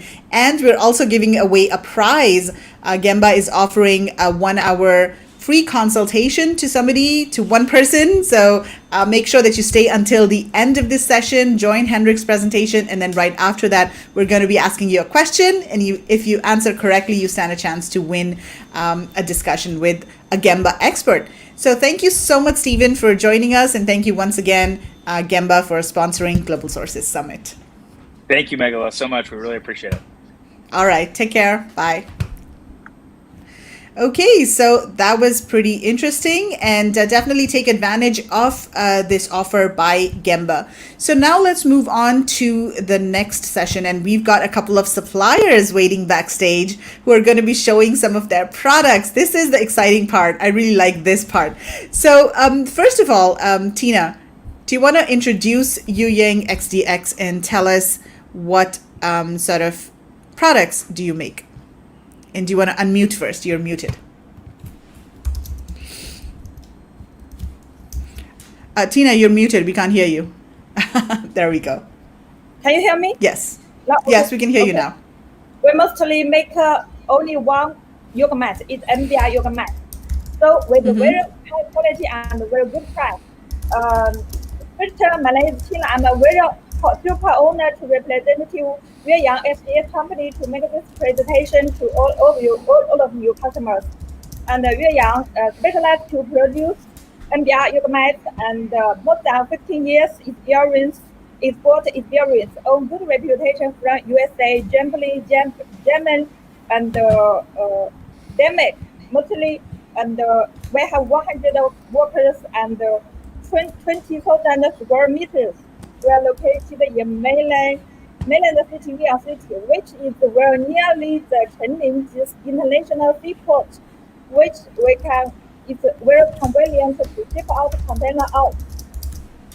We can also embed yoga mat with several thickness like 8, 10, 12, 15, 20 millimeters.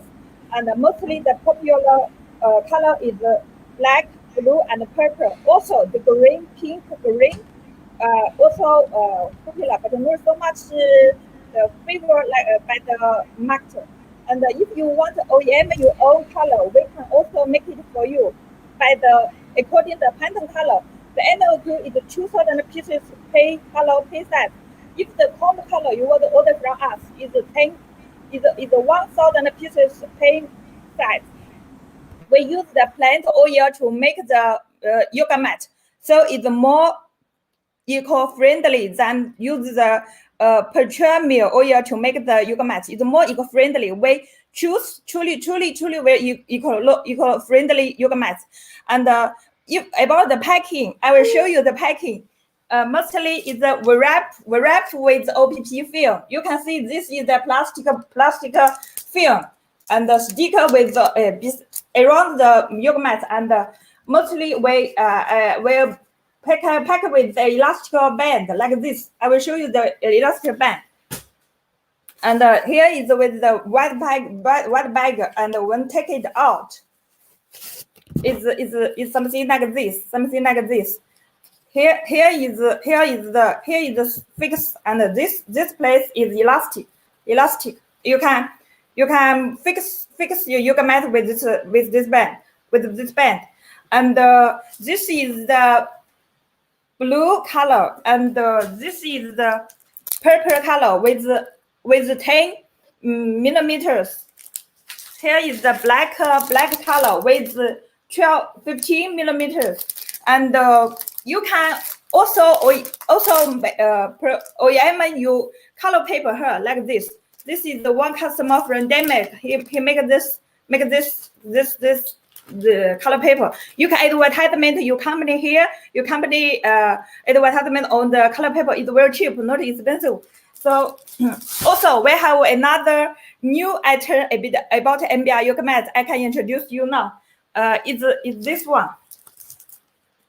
It's the double layer. You can see this is 2-layer MBR yoga mat. It's a new one with the both side is 5 millimeters, and both totally is 10 millimeters, and we definitely use the 4 sides, like the thickness 4 sides, the width and the length 4 sides. We no cheat with the customer, and I think this is all I should introduce you. If you have any question, please contact me from our Global Source website, and we will wait for you for 24 hours offline or online service. Thank you. That's all.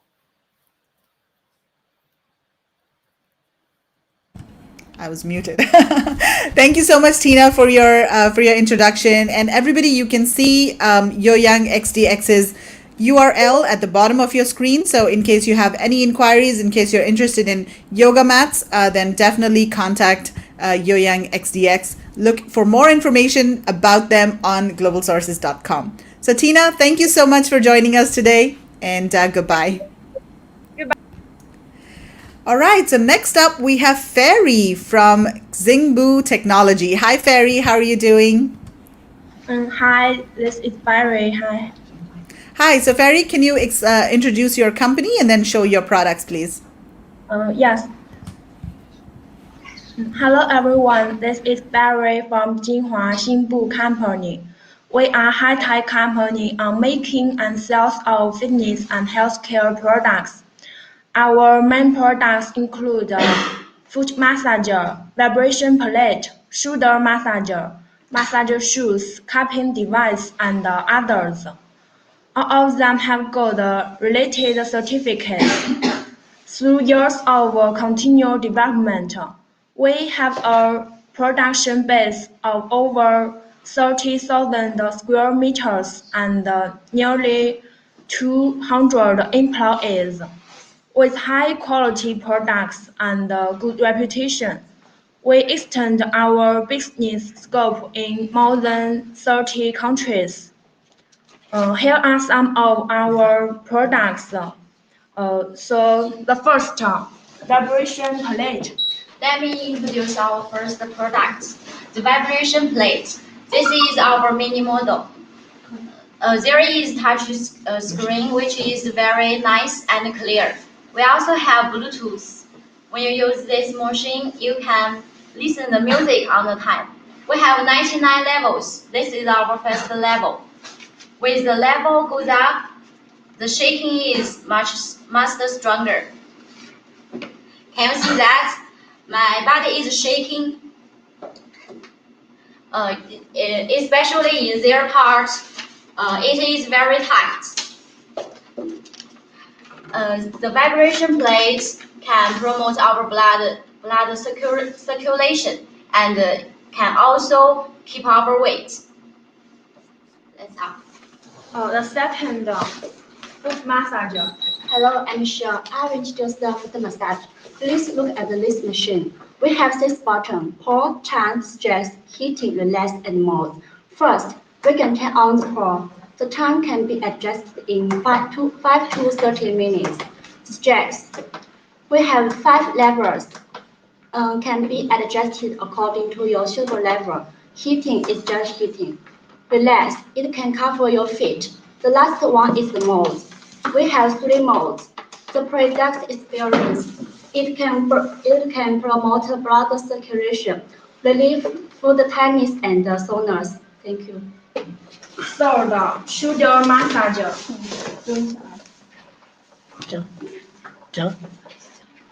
It has jaw and massager, human mechanical design, time setting, and heating function. Through heating massage to accelerate blood circulation, improve the energy of body, relax muscles, and relieve the fatigue. We also have other massage products, such as the head massager. The mini massager is easy to carry, and you can massage your head anytime. Tapping massage pillow. It's versatile. It massages the neck, back, and the waist. Relieve fatigue and pain. And the cupping device. The vacuum cupping device machine is safe and hygienic to use, and it is easy to carry.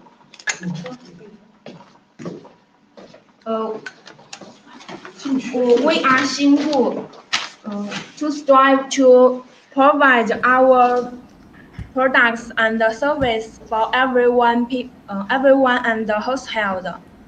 If you are interested in our products, please feel free to contact us. Thank you very much.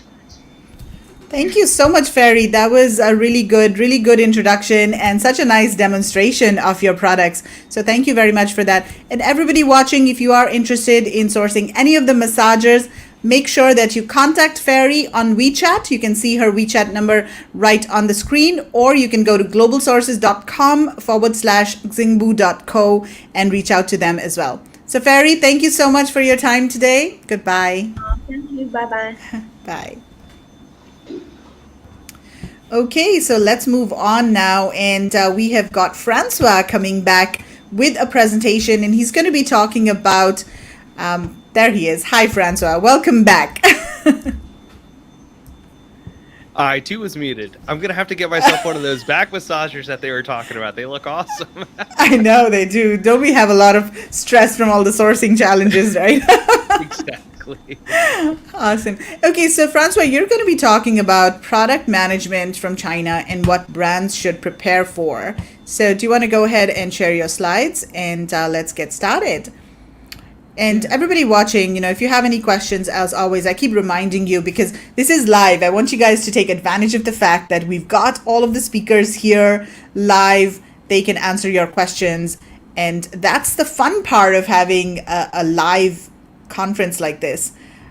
If all the sessions are recorded, then you've got to just sit back, watch the presentations, and there's not much engagement interaction that you can do. But take advantage of the fact that this is live. All right, there we go. Definitely. Please stop me. I personally hate presentations. They've never been my strongest suit. So please stop me at any time for anything that you don't understand or questions that you might have, because chances are if you have the questions, someone else in the group also has the questions. And at the end of the day, we should all be learning. And supply chain is something that's so I know boring, but I'm going to try to sweeten it up a little bit, and I'm going to try to leave a little bit of the pessimism out. I know Stephen was bringing that up a little bit earlier. But yeah, I'll go ahead and get started. We're talking about 2022, what you should plan for with product management, particularly when you're sourcing from China. So starting out, just wanted to get everything out of the way of what we're talking about, what pertains to you. And if you don't see something up here that pertains directly to you and you have a question on it, please feel free to bring it up. I'm comfortable with any type of sourcing, logistics, 3PL, quality assurance, quality control, any of those questions, please feel free to bring them up. But we will be going over some housekeeping items, talking about the year in review for 2021, as well as possible solutions. And the way that it'll go is we'll talk about some of the issues that we're seeing and then solutions for that specific avenue. So whether that's sourcing, whether that's freight, whether that's 3PL fulfillment, whether that's domestic trucking here in the US. So we'll talk about all of that here in this presentation. So a little about me. So I'm an industrial engineer with a focus in supply chain management, graduated from WVU a few years back, and I joined Noviland back in 2016 as one of the founding team members, and really helped build the company up from just 3 people that had an idea and looking to revolutionize the way supply chain management was done into over 80 people globally, 2 offices in China, 4 warehouses here in the US, as well as 1 in Ho Chi Minh, Vietnam. Also, the co-host, I mentioned this earlier, of the Link Up Leaders podcast, where we get to talk to awesome people like Megla about everything when it comes to e-commerce and supply chain. Going next, Chinese New Year 2022, it's a point that Stephen was really driving in earlier today, and it starts January 31st and it goes until February 6th on paper. It's important to know that that is just on paper. That is not the reality of supply chain.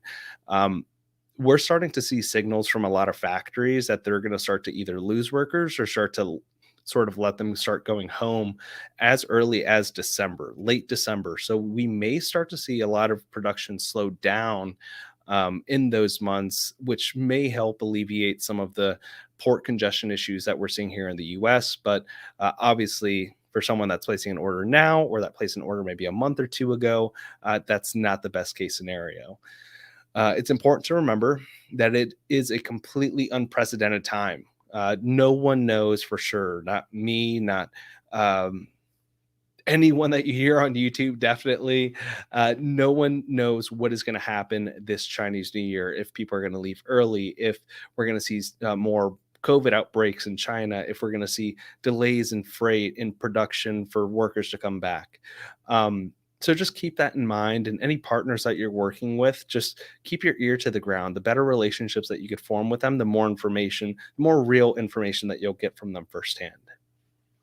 Another thing I wanted to address was U.S. customs and tariffs. So it's been brought up in a few conversations that we've had with some of our clients, but January 1st doesn't mean that they're getting rid of tariffs at all that was put forth in the trade war back in 2018. They're actually modifying a lot of the HTS codes. So what that means is that your products may be classified under a different code. I left the link right there. It'll also be in the downloadable presentation that we can go there. You can look up your HTS code, see what it's being modified to, see if there's any new compliance that you have to take into effect for your product. And do that, adjust your tariffs appropriately. If, it gets reclassified from 25% to 0, that's great. That's another 25% in your pocket.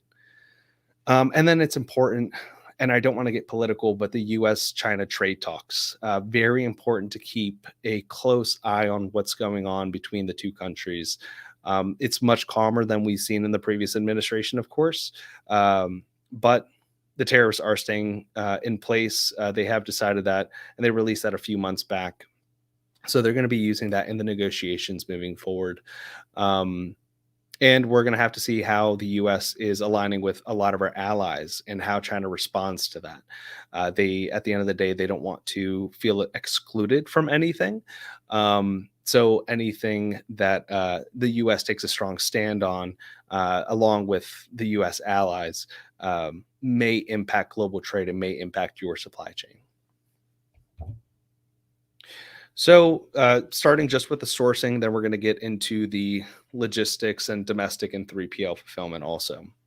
So the sourcing from China, as I think a lot of you have probably heard, the energy constraints are very real.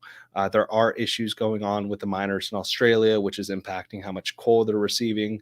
This is impacting, in some cases, workers to work only a few days a week instead of a few shifts a day even. It's important to keep that in mind. Raw materials also have definitely been elevated over the past 12 to 18 months. And that's really inflation across the board.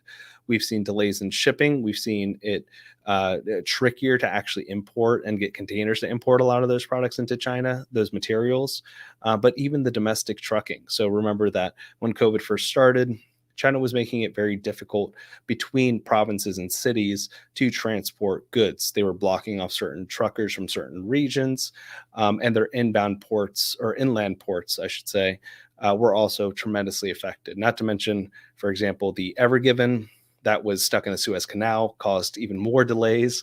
And if anyone has any questions on that, please feel free to ask also. Right now, we're also seeing orders significantly increase. So someone that typically orders maybe for Q1, Q2, we are starting to see them order through 2022. And I would expect that your competitors are probably doing the same because they see that there is this tremendous piece of market share that they could take up. And if they could just outlast you, basically, they can start to mess around with their pricing models as well and start to increase their profits down the road if they could just take up the market share now. So it's important to keep that in mind. Sales forecasting is key. Chelsea Cohen of So Stocked is actually going to be presenting here in 2 days. So 100% tune in 2 days. I forgot what time she's presenting exactly. I think Megala is going to be able to help out with that later. But she's going to be talking a lot about inventory management and forecasting, which is very, very crucial to your supply chain, of course. Share that information with your suppliers. No matter what, they will always work with you to try to hit those goals that you set. Now, you have to be honest with them. Don't tell them that you're going to be 4 or 5xing your inventory if you're not actually planning on getting the capital to do so. But even tell them, what capital avenues you're actually getting into. Did you beat out your competition? Are you able to take up a bigger market share? Tell them the reason that you're actually forecasting larger numbers, and also tell them why you're suffering. Tell them why, your sales have gone down. Tell them why you haven't placed orders as consistently. Tell them why you're asking for a price renegotiation or for better payment terms. These are all issues that you need to bring up with your partners. And really, and we'll talk about this at length, but downstream supply chain is going to be your key focus right now, probably for the next 6 to 12 months. Keeping a pulse on your upstream with your suppliers is important, but that's less of an issue, I would say, right now. And please, again, stop me at any time if you guys have any questions. Solutions. And Megla brought up this great point when it comes to diversity. So keeping, a diverse portfolio of suppliers, of shippers, of sales channels even is important. So if you're selling traditionally in the US and let's say 90% or 100% of your sales are coming in the US, but you're running into all the US supply chain issues, diversifying to, let's say, the EU or to Canada even could help keep some of those sales going strong. And you can start to look at manufacturing or at least a portion of your manufacturing being closer to wherever you're selling in. So, for example, if you're looking into Mexico, if you're looking into other regions in South America, I think it's the B3W, build better, build back stronger. I forgot exactly what the US is calling it, but it's a similar version of the Belt and Road Initiative in China. And they're going to be looking at South America for a lot of these initiatives and investing in their infrastructure to make the US a bigger power play. So if you're starting to look into South America, it would be a good choice to do it now. That doesn't mean completely shift everything that you have built over the past few years in China to a different country. But as Megla has always said, always think about that China plus one. It's gonna play out in the long run. It's going to be important to keeping a solid supply chain. Now, earlier I also talked about auditing your products, thinking about how it's being packaged. Is it overpackaged? Can you package it in a more in a smaller box, maybe? Can you break apart some of the pieces that your customer has to put together to make it more of an RTA or ready to assemble package? That would shrink your total unit. You could fit more products on a pallet, for example. You can diversify to different 3PLs that might not take larger packaging also.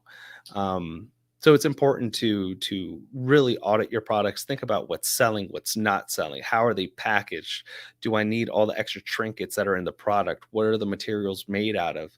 What struggles am I having with those materials? Is there a better country that produces those materials? Think about all these different aspects to your supply chain. Don't just look at it as my supplier is doing XYZ for me. And then forecasting, again, just tune into Chelsea Cohen on November 17th. Very important to talk about inventory planning and management. And so this awesome graphic that we put together for overseas freight and port congestion. So this is, I think, a very good representation of how we're looking at basically any U.S. port at the moment. Everything is facing congestion, whether it's LA Long Beach, whether it's Oakland, whether it's Houston, whether it's Savannah.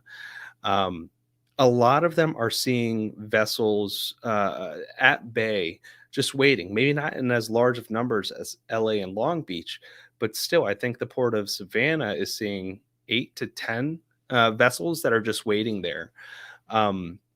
And every day that your product is waiting, there's, of course, capital tied up.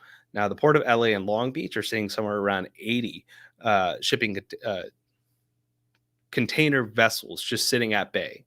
And it's important to understand this to really move forward. And it's to understand the process, right, of the shipping container coming in, dropping off the container. That gets put into a port yard, and a truck obviously has to pick that up. Now, one of the key components to that is that the truck has to have a chassis, because you have to put the container on top of the chassis, and that's this little, I think it's showing, this little piece right here. And now when they get full, they of course go to the warehouse, they go down, and now we're seeing where this bottleneck is coming into play. It's all the empty containers that are going back to the trucking yard, or to the port yard, I should say, trying to drop off the empty containers to pick up a new one, but the port yard is just completely full. So now you have container ships that just emptied out the containers onto the port yard. The trucking company takes it to the warehouse itself, starts returning the empty containers, and now they're having to leave them on the chassis, which means they don't have a chassis available. And the chassis is a little piece that goes, or the big piece that goes under containers to actually transport them.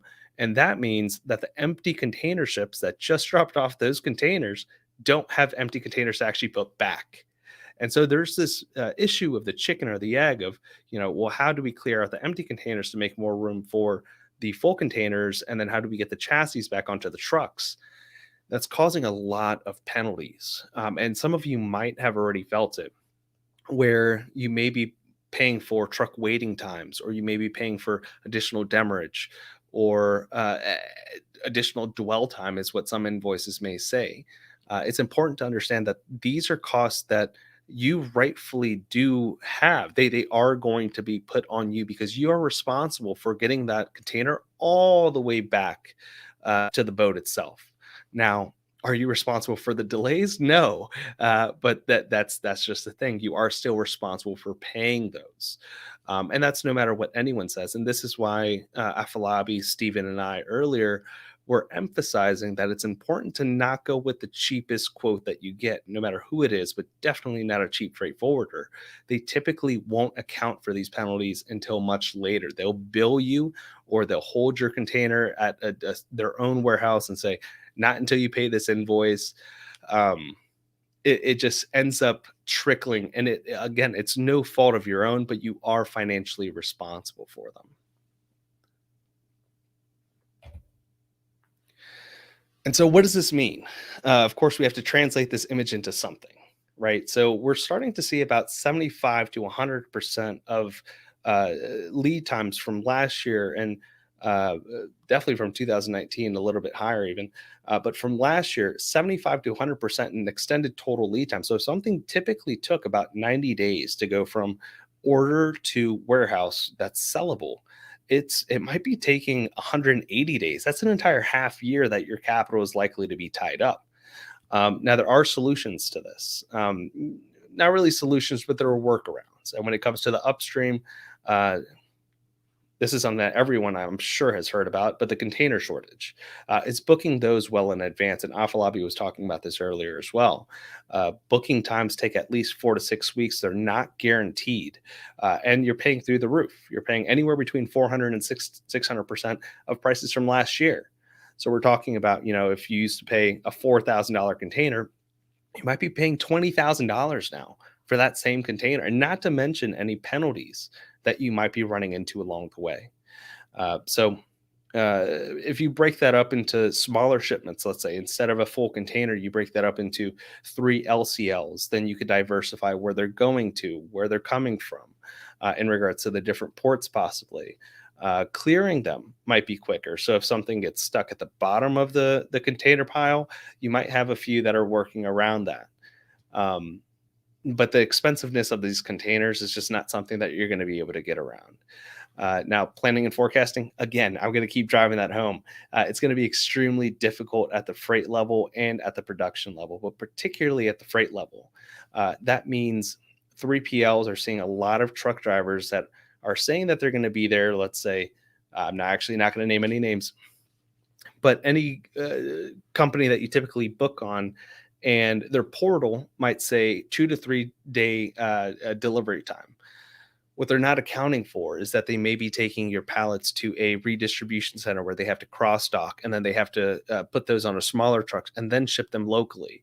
So you could see a 2 to 3 day lead time for a typical LTL go to about 2 to 3 weeks. And then on top of that, you're talking about Amazon inbound wait times are just being ridiculous. And it's important to remember, and this is something that I don't think a lot of sellers know about, is Amazon actually receives products in a few different ways. They receive small parcel, they receive LTL, so pallets, they receive FTL, and they receive containers. And they have different inbound waiting times for all of them. So if your LTL shipment is taking a lot longer than usual, and you just see that, and it's always going to the same Amazon FBA location, well, work with your 3PL to try to get some small parcels there.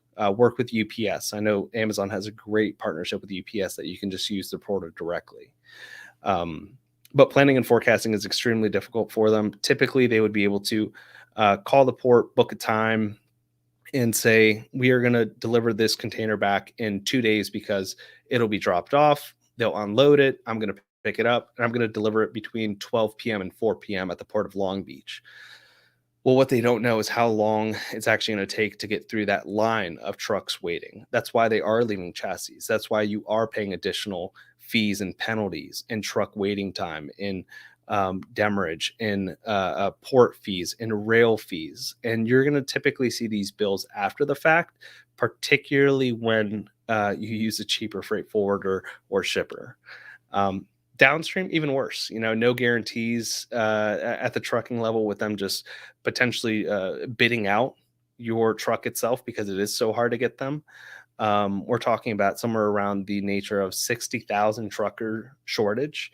And the American Trucking Association, I think in the next 7 years, I think in the next 7 years, by 2028, they're looking at somewhere around 160,000 truckers that we're going to be missing out of the industry. So it's only, with the current trends, it's only going to get worse, but something to start planning for now and really thinking about choosing the right partners. And losing your containers. I mean, that's another thing that we've definitely seen on the rise. It's hard for an antiquated model of freight forwarders that typically do things pen and paper or Excel or just email in general to track all of this when there's so much chaos. So staying on top of them is definitely going to be important. Make sure that you reach out to them frequently. And I just mentioned a lot of these potential solutions, but make sure that you, if possible, split them to different ports, split them from FCL to LCL instead. So from full container load to less than container loads, it might cost you a little bit more, but you might be able to navigate those waters a little bit better. And just remember, you're not the first one to think that instead of going to Long Beach, let's go to Houston or let's go to Miami or let's go to Savannah. There's tons of other shippers and importers that are also thinking the same thing. Now this mentality also, and it's really, I think, been driven in the past 5 years with Amazon, showing that they give you Amazon warehouses whenever you put in a warehouse destination that it's being shipped from in California, which is better for you typically in normal circumstances. This closer is better mentality is going to get you nowhere right now. You have to think about these alternate ports. You have to think about partners in those alternate ports to receive your products. There's far too many times that we just receive last minute phone calls and someone is asking, hey, do you have space to receive my product in FBA private? No, this takes weeks to plan out. 3PLs and warehouses have to plan all of their inbound, outbound shipments. Even the docks that they actually have at their warehouse, they have to be accounted for weeks in advance typically. So it's important to think that through also. Air freight. So air freight is a very viable option now. Now we're only seeing the cost of air freight be about 10 times the cost of ocean freight per kilogram. So when in normal times they're somewhere around 18 to 20%, 10 times the cost of ocean freight to get your product in the market and sellable. Unless you want to lose your BSR or unless you want to lose to the competition, again, this is all about market share right now. So unless you want to lose out some of that market share, it's a good time to start considering air freight. Talked about the penalties earlier.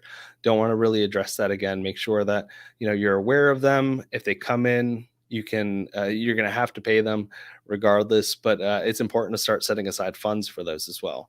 So let's say any shipment that you actually have, you set aside 25% extra of whatever that shipment should be at the end of the year. Or let's say 20% or 15%, whatever your business can actually afford to set aside at the end of the year. If you don't use that, it's just pure profit to your bottom line. Now, if you do have to use it, it's better to have it than not have it, but it'll help mitigate some of those risks. Digitizing as much as possible. I know the guys at Gemba that just came up were talking about digitization for the entire supply chain, which is amazing. 5 years ago, no one heard about these types of things. So think about sourcing companies that have platforms to digitize a lot of your operations and manage your supply chain as you would want to, not as just the industry has always told you to do. And then spreading out your bookings. So not booking 3 or more containers on a single bill of lading is always suggested. Otherwise, they're always going to be clumped together. It's going to be harder to get those 3 containers together to begin with. But then along the shipping process, you have to get all of them cleared at the same time as well. 3PL and domestic shipping challenges. This is a lot of what I also talked about, 160,000 shortage by 2028 if the current trends continue. We're seeing the rising fuel costs, which are impacting everyone across the board. I mean, I'm feeling it. Afalabi was talking about a full tank of gas being $85. Ridiculous. It's crazy here in the US. But definitely consider that also and how that's going to have trickle effects on you, right? Right now, we're seeing UPS and FedEx that just announced in 2022, I think January 1st, 2022, or just January of 2022, they're increasing their standard rates by 6% across the board for standard goods. And I think I saw somewhere between 18 and 24% for oversized items. So this is where I was talking about earlier, auditing your products and seeing, can I shrink these sizes down because they may go by the volumetric weight instead of the actual weight. Particularly for those oversized items, and look at alternatives, right? If you're able to spread this across three 3PLs, let's say one in California, one in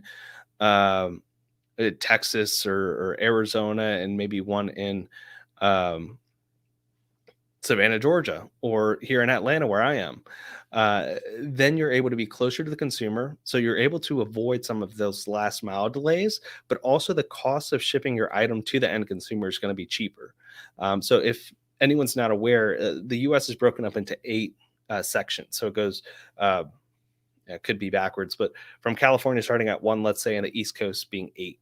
And they're going to charge you accordingly. So if it goes to region 2, 3, 4, or 5, the further away it goes from that region, the more expensive it's going to get. Now, if you have 3PLs that hold inventory in all 3 of those regions that make it closest to the end consumer, 1, it's going to be faster delivery times. 2, it's going to be cheaper. So if you're able to do that, definitely diversify your portfolio of 3PLs also. And a big part of this is, again, the antiquated models, remembering that fulfillment centers are not warehouses. Most of them, if they call themselves a fulfillment center, they're not designed to store your products long term. And long term, I mean more than, let's say, ideally, not more than a month, but definitely not more than 2 to 3 months. And all that could be avoided with communication. Telling them even what your marketing plans are. If you plan a big campaign out, your 3PL should be the first to know. They need to know if they're going to be needing to restock quickly, if they're going to have to fulfill a lot of multi-channel orders quickly. So communicating all this with them, communicating with your freight partners, communicating with your suppliers, all extremely important, and can be done very simply if you just set a reminder. Hey, every week check in with so-and-so, or assign a VA to even do it. Say, hey, marketing, hey, inventory planner, send all of my information to this VA. Hey, VA, send this all out to, let's say, the 3PL partner, and just ask them if this is going to cause any issues. Check in on your freight weekly, see if there's any delays that are going to impact your marketing campaigns. You don't want to continue marketing campaigns without any inventory at the end of the day. And I think I addressed a lot of these also. Diversify, keeping 3PLs closer to China is not better. We're seeing that. Look at the best ports that have the least amount of congestion and find a partner there that can take on your inventory and your needs.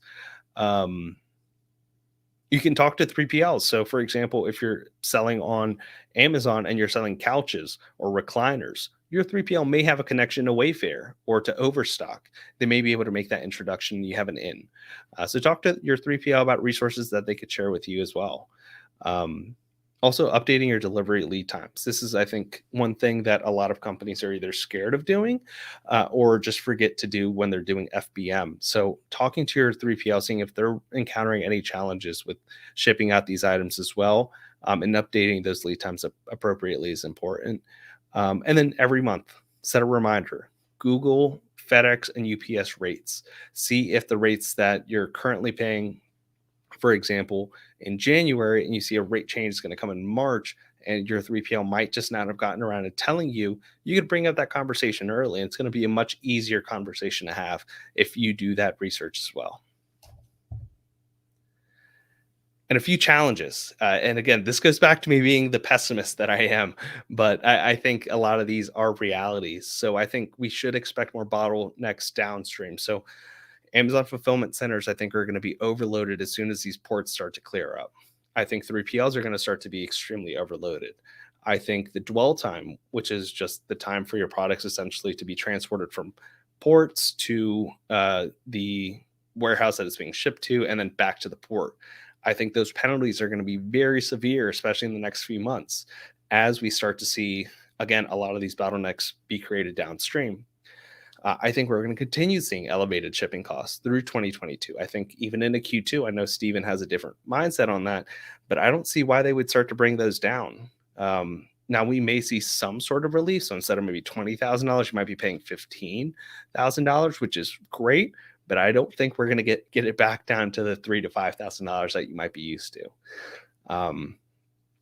Again, alternate ports are probably going to start seeing congestion. Port of Houston, as soon as we started seeing LA and Long Beach start to get congested, we saw Houston start to get congested. We saw containers go up to like $25,000 to $30,000 to go there.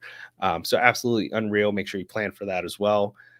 If you're moving into new countries, Mexico, India, Singapore, Indonesia, Vietnam, they are going to come with their own challenges. So make sure that you're aware of those challenges. Google those if you can. Talk to your partners.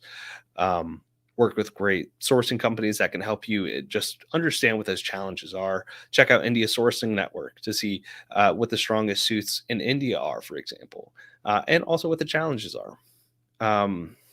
Just recapping on Chinese New Year, I think they might start leaving in December. We'll have to see. It's only about a month away. So again, if you haven't placed your order by now, I don't think anything's going to be produced for you before Chinese New Year. So it may be kind of tough there. And then keep an eye on the U.S.-China trade relations. Definitely important. Done with the presentation. Does anyone have any questions? Awesome. That was just such a lot of information. I'm just going to unshare your screen there. Okay, awesome.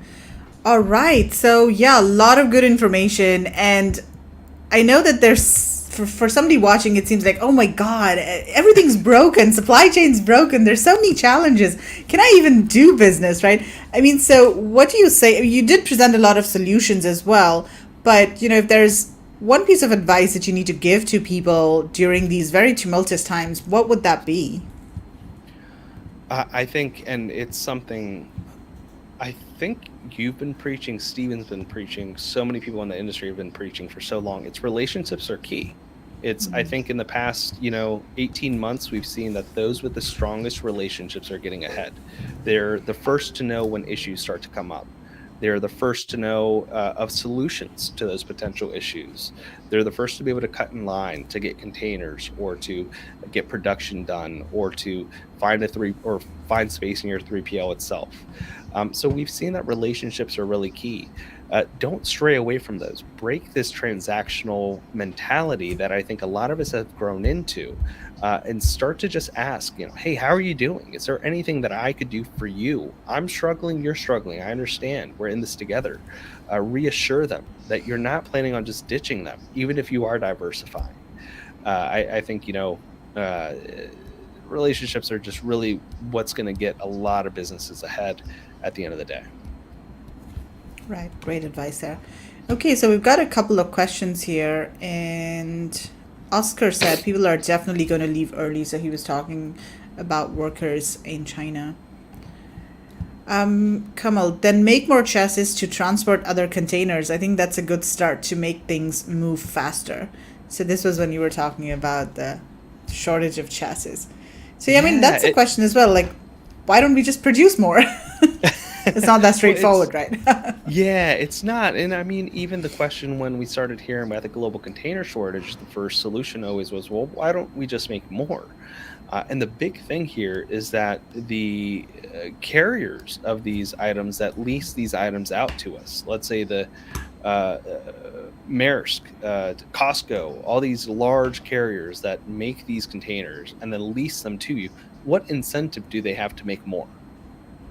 Right? If they're able to lease you that container for $20,000 today, why would they make 5 containers that can replace that one to get it back to $5,000? It's not so much a matter of if I had a production plant here, I can't make more. It's that the carriers themselves don't want more. If for example, if you're flying and Delta says, well, we can only take 100 passengers and each passenger has to pay $1,000, or we make 2 of them and each one only has to pay $200 to $300, why would they do that? Right? It's not necessarily an issue of the long term being able to make more money. It's a short term. They're able to make a lot of money right now, and it takes a long time to produce a lot of these items as well. Right.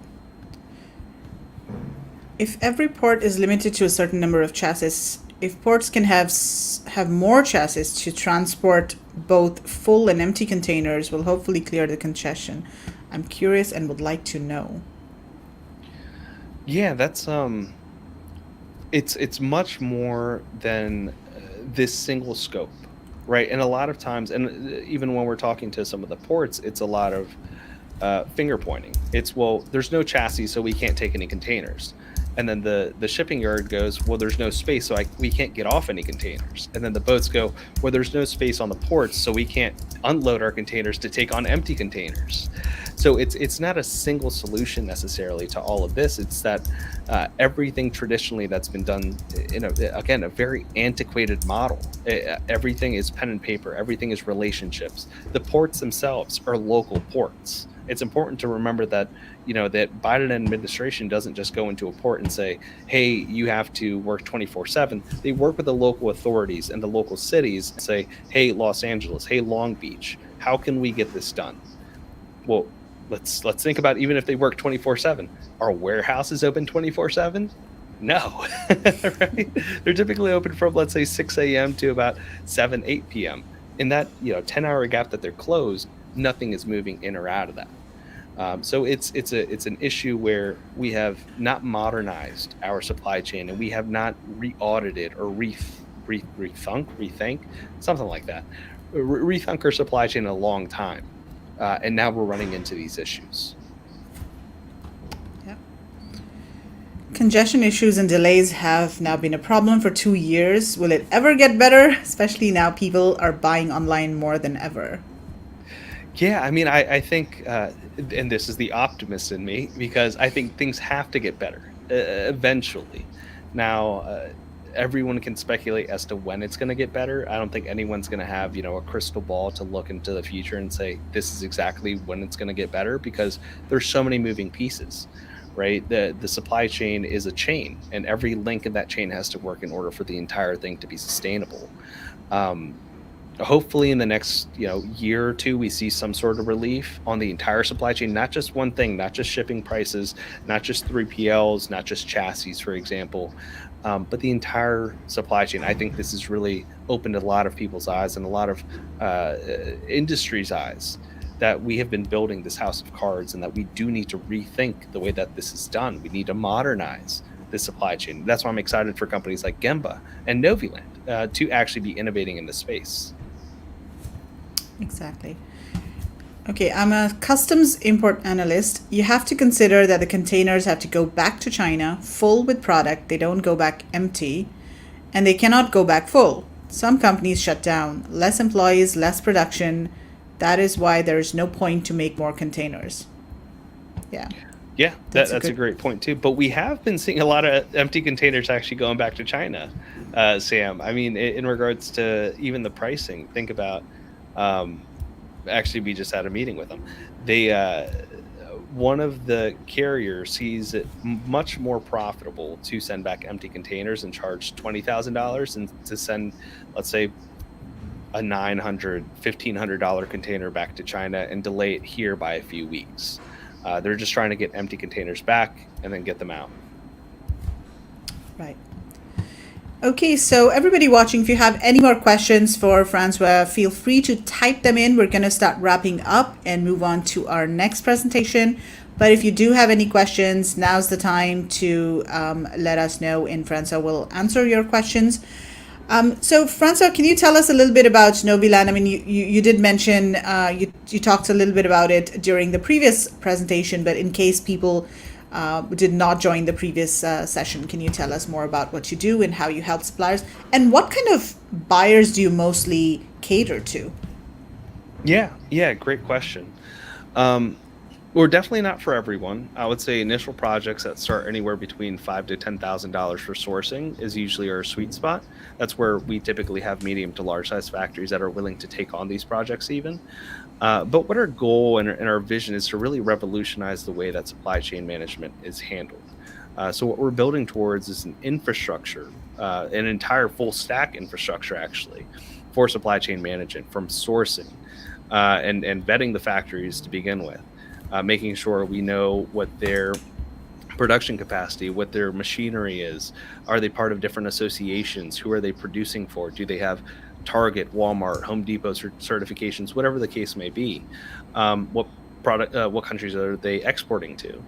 So all the way from the sourcing, the factory selection, production oversight and management, quality control management. So we'll work with companies to establish their KQIs, or the key quality indicators, for example.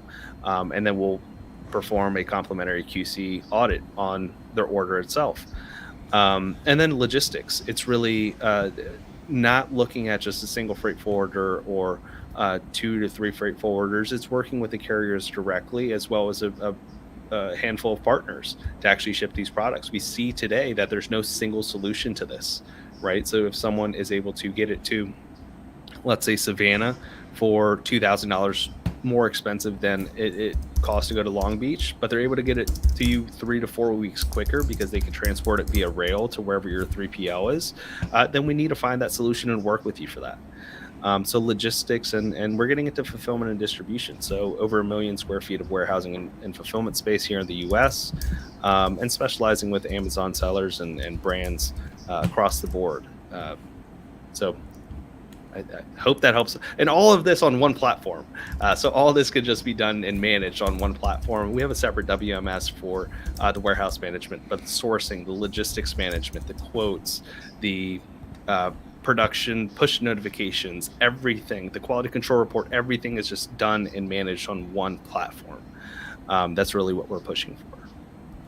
Awesome.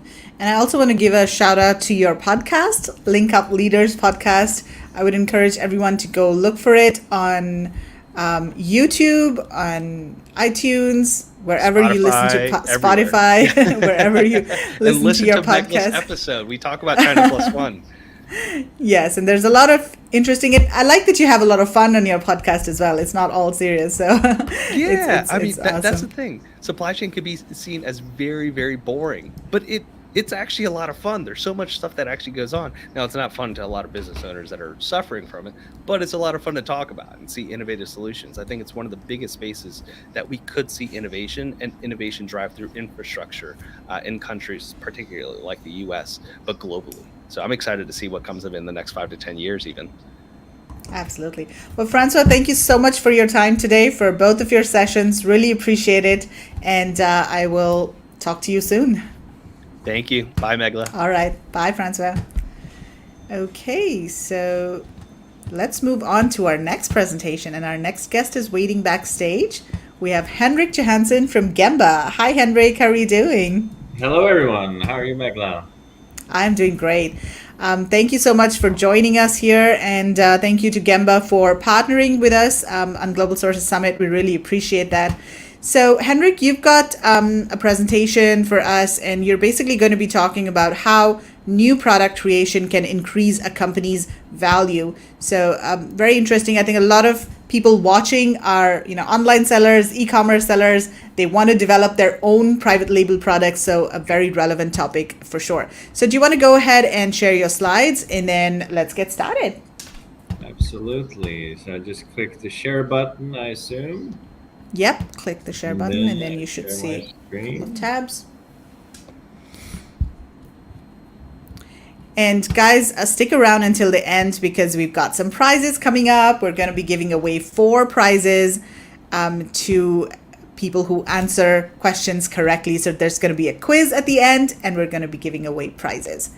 Okay, so Henrik, we can see your slides, and over to you. Awesome. Thank you, Megla. Thanks, everyone. For wherever you are, if it's morning or evening, over here in Austin, Texas, it's evening. But thanks for joining. I think we'll have an interesting topic that's relevant to many of you. And that is how new product creation can increase the value of your company. And we'll talk about product development, and then we'll also talk on how that tucks into sourcing because they're interconnected, as you well know. First, a little bit about me. And not to talk about me, but why you should listen to me. I don't know if you should be listening to me, but here are a few things I've done over the last several years that may indicate I know a little bit of what I'm talking about. I have started different technology-enabled companies and around them for the last 20 plus years, raised over $60 million in venture capital, been part of acquiring multiple companies. I've had a couple of successful exits. My last company, Boundless, was when I really got into the product business. Our last year before I left, we did over $100 million in revenues. And over the years, we imported well over $500 million worth of product, and we sold the company in 2014. I was voted ASI Person of the Year, which was because we were able to bring new technology to really make things more efficient in kind of an old school industry. And that's really what we've done with Gemba too. The Gemba is really a managed marketplace, if you will, to bring together all the different resources that you need in order to create a new product. So you may have a great idea, but you don't know exactly how to go about it. You don't know how to validate that it's a good idea, to design the product, to source the product, and then manufacture it. So Gemba have created a platform that allow pretty much anyone to do that, because it combines both finding the very best resources in the world to work on your specific project, and then also the sophisticated best practices workflow that is required so that you can orchestrate the collaboration of all those resources. Anyway, check it out. I think you'll like what we do, but this is not a commercial. We're going to talk about how building products create more value. Just one more thing about Gemba. We are very committed to the FBA space, not only the FBA space, but the e-commerce space in general. I'd say a little over half our customers are FBA sellers, and then the rest are selling on Shopify or BigCommerce, Volution, whatever it might be. And if there's any indication of that we're onto something, it's a huge and growing market, and we recently raised $11 million for our Series A funding. And that is helping us build technology that help our customers create products better, faster, and cheaper. So here's what we're going to cover today. Maybe it's obvious, but I think I'll be able to share a few reasons of why you should be creating your own products and not just buying what already exists. Then we'll talk about, if we decide to create our own products, there's a lot of different types of product journeys that you can go through depending on the complexity of the product and how much of the product you're actually creating from scratch versus reusing what other people have created before. So we'll cover that. Then all the requirements in order for you to go through that process. We'll talk about creating brand new products versus white labeling or private labeling. And then finally, we'll cover some of the trends that we see in the landscape of sourcing, since we're at the sourcing conference, but also coming at it from a product creation mindset, right? Because it's a little different if you're trying to source what already exists versus if you're creating something that does not exist. Hope you're with me. I think it's going to be fun. We'll try to keep it entertaining and lighthearted. But before we jump into that, I want to make sure everybody knows this is not that kind of quick fix button, a hack, or some way to improve your listing or something like that. Really, once you get into the product journey or creating your own product, it is a long-term commitment, but also it can create really long-term, wonderful success stories if you follow it through and do it the right way. So first, this may seem obvious to some of you, but why should you create your own product? Well, first, you can increase sales. You have more products that you're selling to your same customers. You can grow sales. That's the most fundamental piece, right? The second part that probably pretty obvious too is that improving defensibility, right? If you're selling the same thing other people are selling, you're competing on price almost exclusively. If you start to create your own products, your own features, then it's more defensible and you're not going to have copycats all over you, at least not as quickly. And what does that lead to? Number three, you can increase your margins, right? There's not a race to the bottom. You have a unique product that you are the only one selling, at least for a period of time. You can sell it at higher margins than someone just competing with a bunch of others. And what happens then if we have more products that we can sell to the same customers? That increases the customer lifetime value, which you often heard referred to as CLTV. How much money can you make from one existing customer? And we all know that the hardest part is acquiring customer once. If you can then sell multiple products over a period of time, that dramatically increases your return on your marketing investment, because now you're keeping that customer over time, increase the CLTV. And then ideally, if you do it well, you start to build a brand recognition. People start recognizing you, people start following you, people start being loyal, and thus you build more business value. So all that may be obvious, but so there's even another reason to why you should create your own products, because this basically increases the value of your company today, right? How much profits you're generating. But if you start thinking about it and looking at it from an acquirer's perspective, and we all know that there's a ton of them out there today, they raise billions of dollars and they love buying up smaller businesses to create a huge business. Well, let's put on the acquire hat for a minute and think about how did they look at the business, right? And here are a few things that they're looking for. One, related to what we talked about, product moats, differentiation. Is your product really different, or are you the only seller out there of this product? Do you have a brand that's defensible, or a design patent? Ideally, that's great. Even better, utility patent, but that's rare when we talk about these consumer products because it takes a long time to get them. But do you have any way to protect it? That's valuable to an acquirer. Are there obvious product extension, right? So if you have a number of random products, rather than if you have an existing brand where you can launch multiple products to sell it to the same customer. That's CLTV we just talked about. That's very attractive to an acquirer because they're going to have the resources to be able to launch more products and sell more products into that same customers. Consolidate operations. If you have a focused product line, that's attractive. Like if you have 6 SKUs, they're all yoga products, that's attractive, particularly if you're working with just a handful of suppliers versus if you have a very scattered product offering. Can you consolidate marketing? Same thing there as the brand. If all of them are yoga products or whatever product category, much easier to market them, to brand around and to develop content to drive a following. And then the next one, channel extension.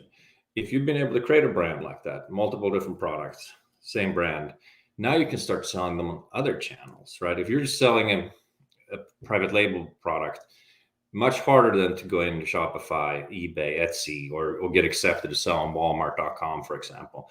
But if you have your own brand, products, unique products, that is a possibility. And finally, they like to keep it simple. They want to acquire brands and products, not companies. So they typically just do an asset purchase, and that's simpler the simpler your product selection is. And finally, this is maybe the biggest takeaway when you put your acquirer hat on. They're not just looking to buy you for the profits you're generating today. They're looking to buy you for the profits you're going to generate tomorrow or a year from now or 10 years from now.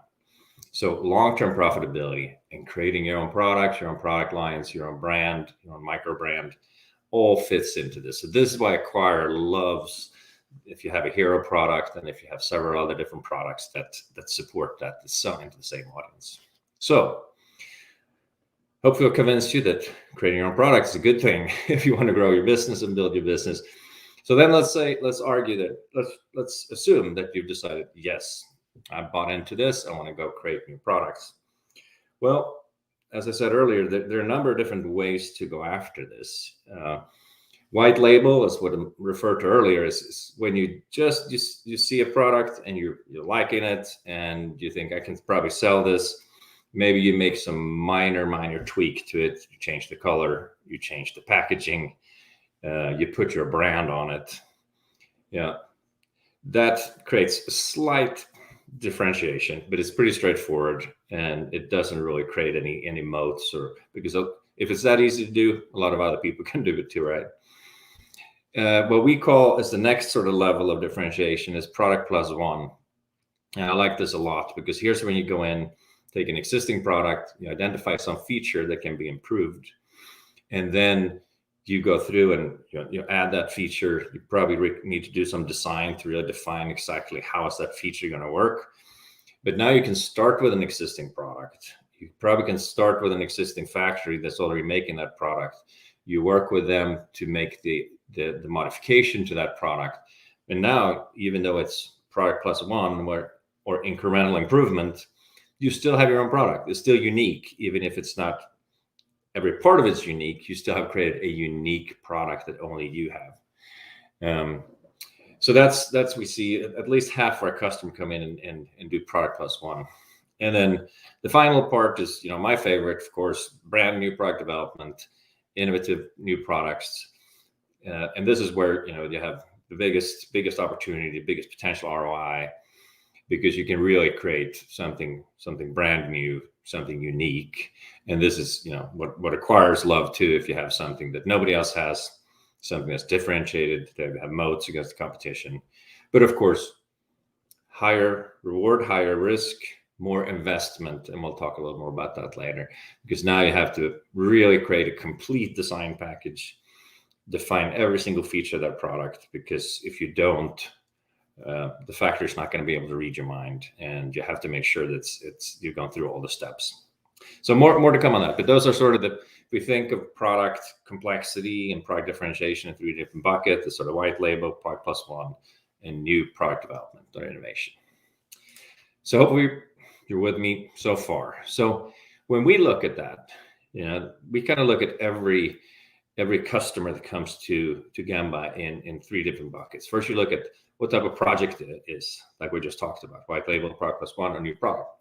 Then we look at what type of product it is, whether it's, you're just trying to create a prototype, or is it a furniture product? Is it something home indoor, home outdoor? Is it kitchen accessory? Is it a pet product, a sports product, outdoor product? Because that tells us a lot about who the customer is, and a lot about what kind of compliance and product safety testing is required, etc. And then after that, based on what the exact product is, then we can start to identify what is the process. Is this a cut and sew product? Is it electronics? Is it a medical device or something like that? Or is it injection molding product? So looking at these allow us to very quickly identify what is the actual workflow or project plan that's required to create this product. So let's do an example.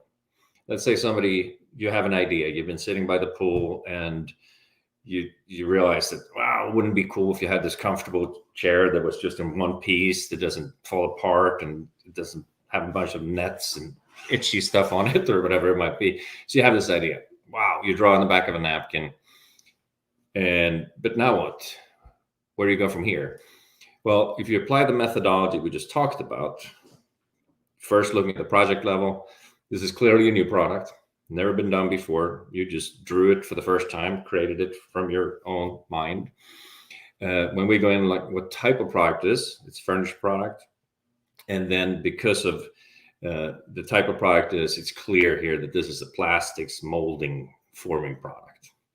That then allow us to quickly determine that, what kind of, based on that manufacturing process, we can help assess how much is it going to cost you probably to develop this, to design it from scratch, to come up with complete pack. CAD design probably required. And then what is the minimum quantity that the factory is going to insist on you making?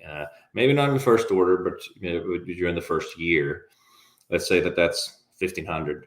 And now you can also assess what the timeline is going to be. So pretty powerful that just based on knowing what kind of project are you doing, what kind of product are you working on, what kind of process are we going to have to go through, we can quickly determine, here's the cost, how long it's going to take you, and what's your minimum order quantity is going to be. And now you can start the project much better educated than you would if you kind of just walked into it blindly. The other thing that's super important to do, right?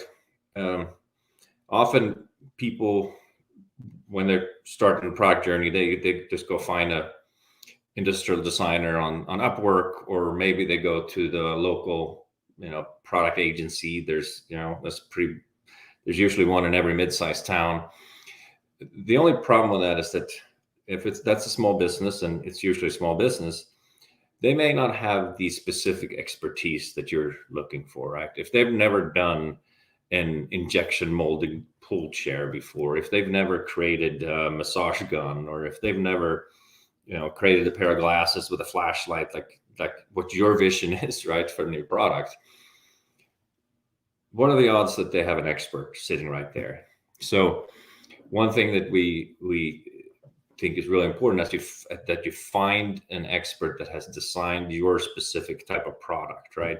So if you have an idea of a sustainable running shoe, you should be working with somebody that worked at Nike or Under Armour, right? If you have an idea for a blow dryer or a vacuum cleaner, right, you should be working with the best designer from Dyson that holds that patent, right? Because the value you'll get from having a very specific targeted expert to work on your project is just massive. Otherwise, you're working with someone that's trying to develop this product for the first time, and it's just not the same. So knowing what type of expert you need for each project is super important. So like if it's cut and sew, you pretty much only need an industrial designer with a lot of experience in that type of product, whether it's a bag or it's apparel. And the output, they need to know what exactly does a factory need, right? And in a case of apparel cut and sew, it's typically a tech pack. If you're envisioning an injection molded product, right, like the chair we just talked about, now you're going to need an industrial designer and a mechanical engineer, because you need to make sure that that piece of furniture is sturdy enough that it's built in a way that you can actually sit on it. It's not going to collapse and hurt someone. That you can move it around and it can be stored on top of each other and things like that maybe industrial designer is not going to do. And here now you need a different set of outputs for the factory to be able to ingest that and process that and do it the right thing. Typically includes both 2D, 3D renderings to go through the process for you to identify what the product's going to look like, and then eventually CAD drawing and a full manufacturing pack. And once you get into electronics, it's even more complex. We have a lot of folks coming to us today with ideas around Bluetooth enabled products, connected things, which is totally fine, but it's just now you're adding another level of complexity. You're going to need an industrial designer, mechanical engineer, probably, depending on if they're moving parts, which they usually are. And now an electrical engineer, and maybe even a software engineer. Now you have 4 different resources that are working together, right? And you have even more deliverables, and you need to make sure that you orchestrate the collaboration between those resources. So the more complex the product, the more complex the project, the more moving parts, the more orchestration is required to make sure you get it right. So that said, once you get through that process, once you identify what the different type of resources, you pull together the team. Now, as you go through the process, it's really important to recognize the difference between you creating a brand new product versus white labeling a product, right? You may have gone, if you have gone on Alibaba before, you have created a product or bought products from an existing catalog. Then the molds and the tools already been developed. They probably have a price already set. They know how quickly they can make these because they made them before. And the smaller changes that you're trying to make are probably going to be, they can tell you what you can change and what you cannot change. When you have creating new products, however, it's a whole different set of challenges. You probably don't have the tools available, so there's going to be some tools, some molding cost. Price can change, depending on if you change materials, you change features. So it's hard for the factory to give you an exact price until you actually gone through the entire sample process and made all the decisions on exactly what the final product's going to look like. So what we see often is that the first sample is not going to be perfect. You're going to have some ideas, and like any creative process, when you see the first iteration, right, you're going to have new ideas. You're going to see different things, and that's one of the beautiful things about the creative process too, right? It's just like if you're drawing a painting or building a house, like as soon as you start getting into the process, or building a website, right, you're going to start seeing that, oh, what if we did it this way? What if we did it that way? Which is an awesome process. It's a lot of fun, but also be aware it takes time. So you have to plan that it's going to take typically 2 to 3 iterations before you have the final product approved. And of course, you can make any changes that you want in this scenario. Just quickly on compliance too, not just another thing to think about. I'm not trying to scare you away from making unique products, but if you make them, it's important that you work with someone that know what they're doing, because when you're importing an existing product, it's already been through that process. The product safety testing has most likely been done. You need to verify that, but they should be able to probably test reports and stuff. When you create a new product, you have to do that from the beginning. You have to do all that over again. And finally, compliance considerations to be aware of, particularly if you make any products in these categories, make sure you hire a product safety expert that can walk you through, so you don't end up with a bunch of product that then hasn't been tested properly and you can't sell them, or you have to incur a lot of potential risk or liability. So if it's anything that has to do with kids or babies, definitely need to look into that. Anything that has to do with electronics, definitely anything that contains batteries, must look into what the compliance and testing requirements are. Labeling requirements is another important piece. They are different in different countries. So if you're selling on just Amazon.com, there's some set of requirements, but if you're also selling in different parts of the world, there may be other regulations. So it's really important that you look into that upfront to make sure you understand where the product's going to be sold, and that your compliance consultant or your attorney that's working with you understand that, and making sure that you do the right testing for that type of product. All right, enough about creating new products. I hope I didn't scare you away. Please don't get scared away, because creating new products is awesome. You just have to know what you're doing. You have to work with somebody that know that they're doing and can guide you through that journey. If you don't work with Gemba, work with someone else who's done it before, has created those type of products that you're trying to create. Because if you're trying to do it alone, odds are you're going to run into some difficulties. That said, all right, I'm sure you've heard from several people at this trade show about supply chain challenges, about logistics challenges, and about everybody moving away from China. So I'm gonna cover this at a pretty high level, and then leave time for some questions after that. One thing, maybe stating the obvious and saying same things that other speakers have had, but we're seeing China getting more and more expensive. So price increases are real, and they're there to stay. So China is no longer the cheapest. We're working with a lot of customers now that are saying, I want to get out of China. And we generally recommend to, before just making a big bang, huge shift overnight, to diversify, to reduce your risk. And we'll talk a little more about how you can go about doing that. And finally, making sure that you're always know who you're working with, particularly as you're switching from one factor to another. I know that there's a lot of reasons to do it right now, but be very careful to who you're switching to and how you're making that switch. And we'll talk about some of the challenges with and opportunities in specific countries over the next several slides. So here we go. Mexico is, I'd say, almost 50% of the inbound requests we're getting today are people are asking for if they can move production to Mexico, or if they can create their own new products in Mexico. Of course, part of that is flavored by that we are in the United States. Most of our customers are still in the United States. We certainly have customers in Europe, in Australia, in Asia, but most of our customers in the US. That's why we're getting a lot of, there are reasons to go to Mexico, even if you're in other countries, but clearly there's a strong pull for American customers. You have the USMCA agreement that gets you, among other things, lower import tariffs, particularly compared to China.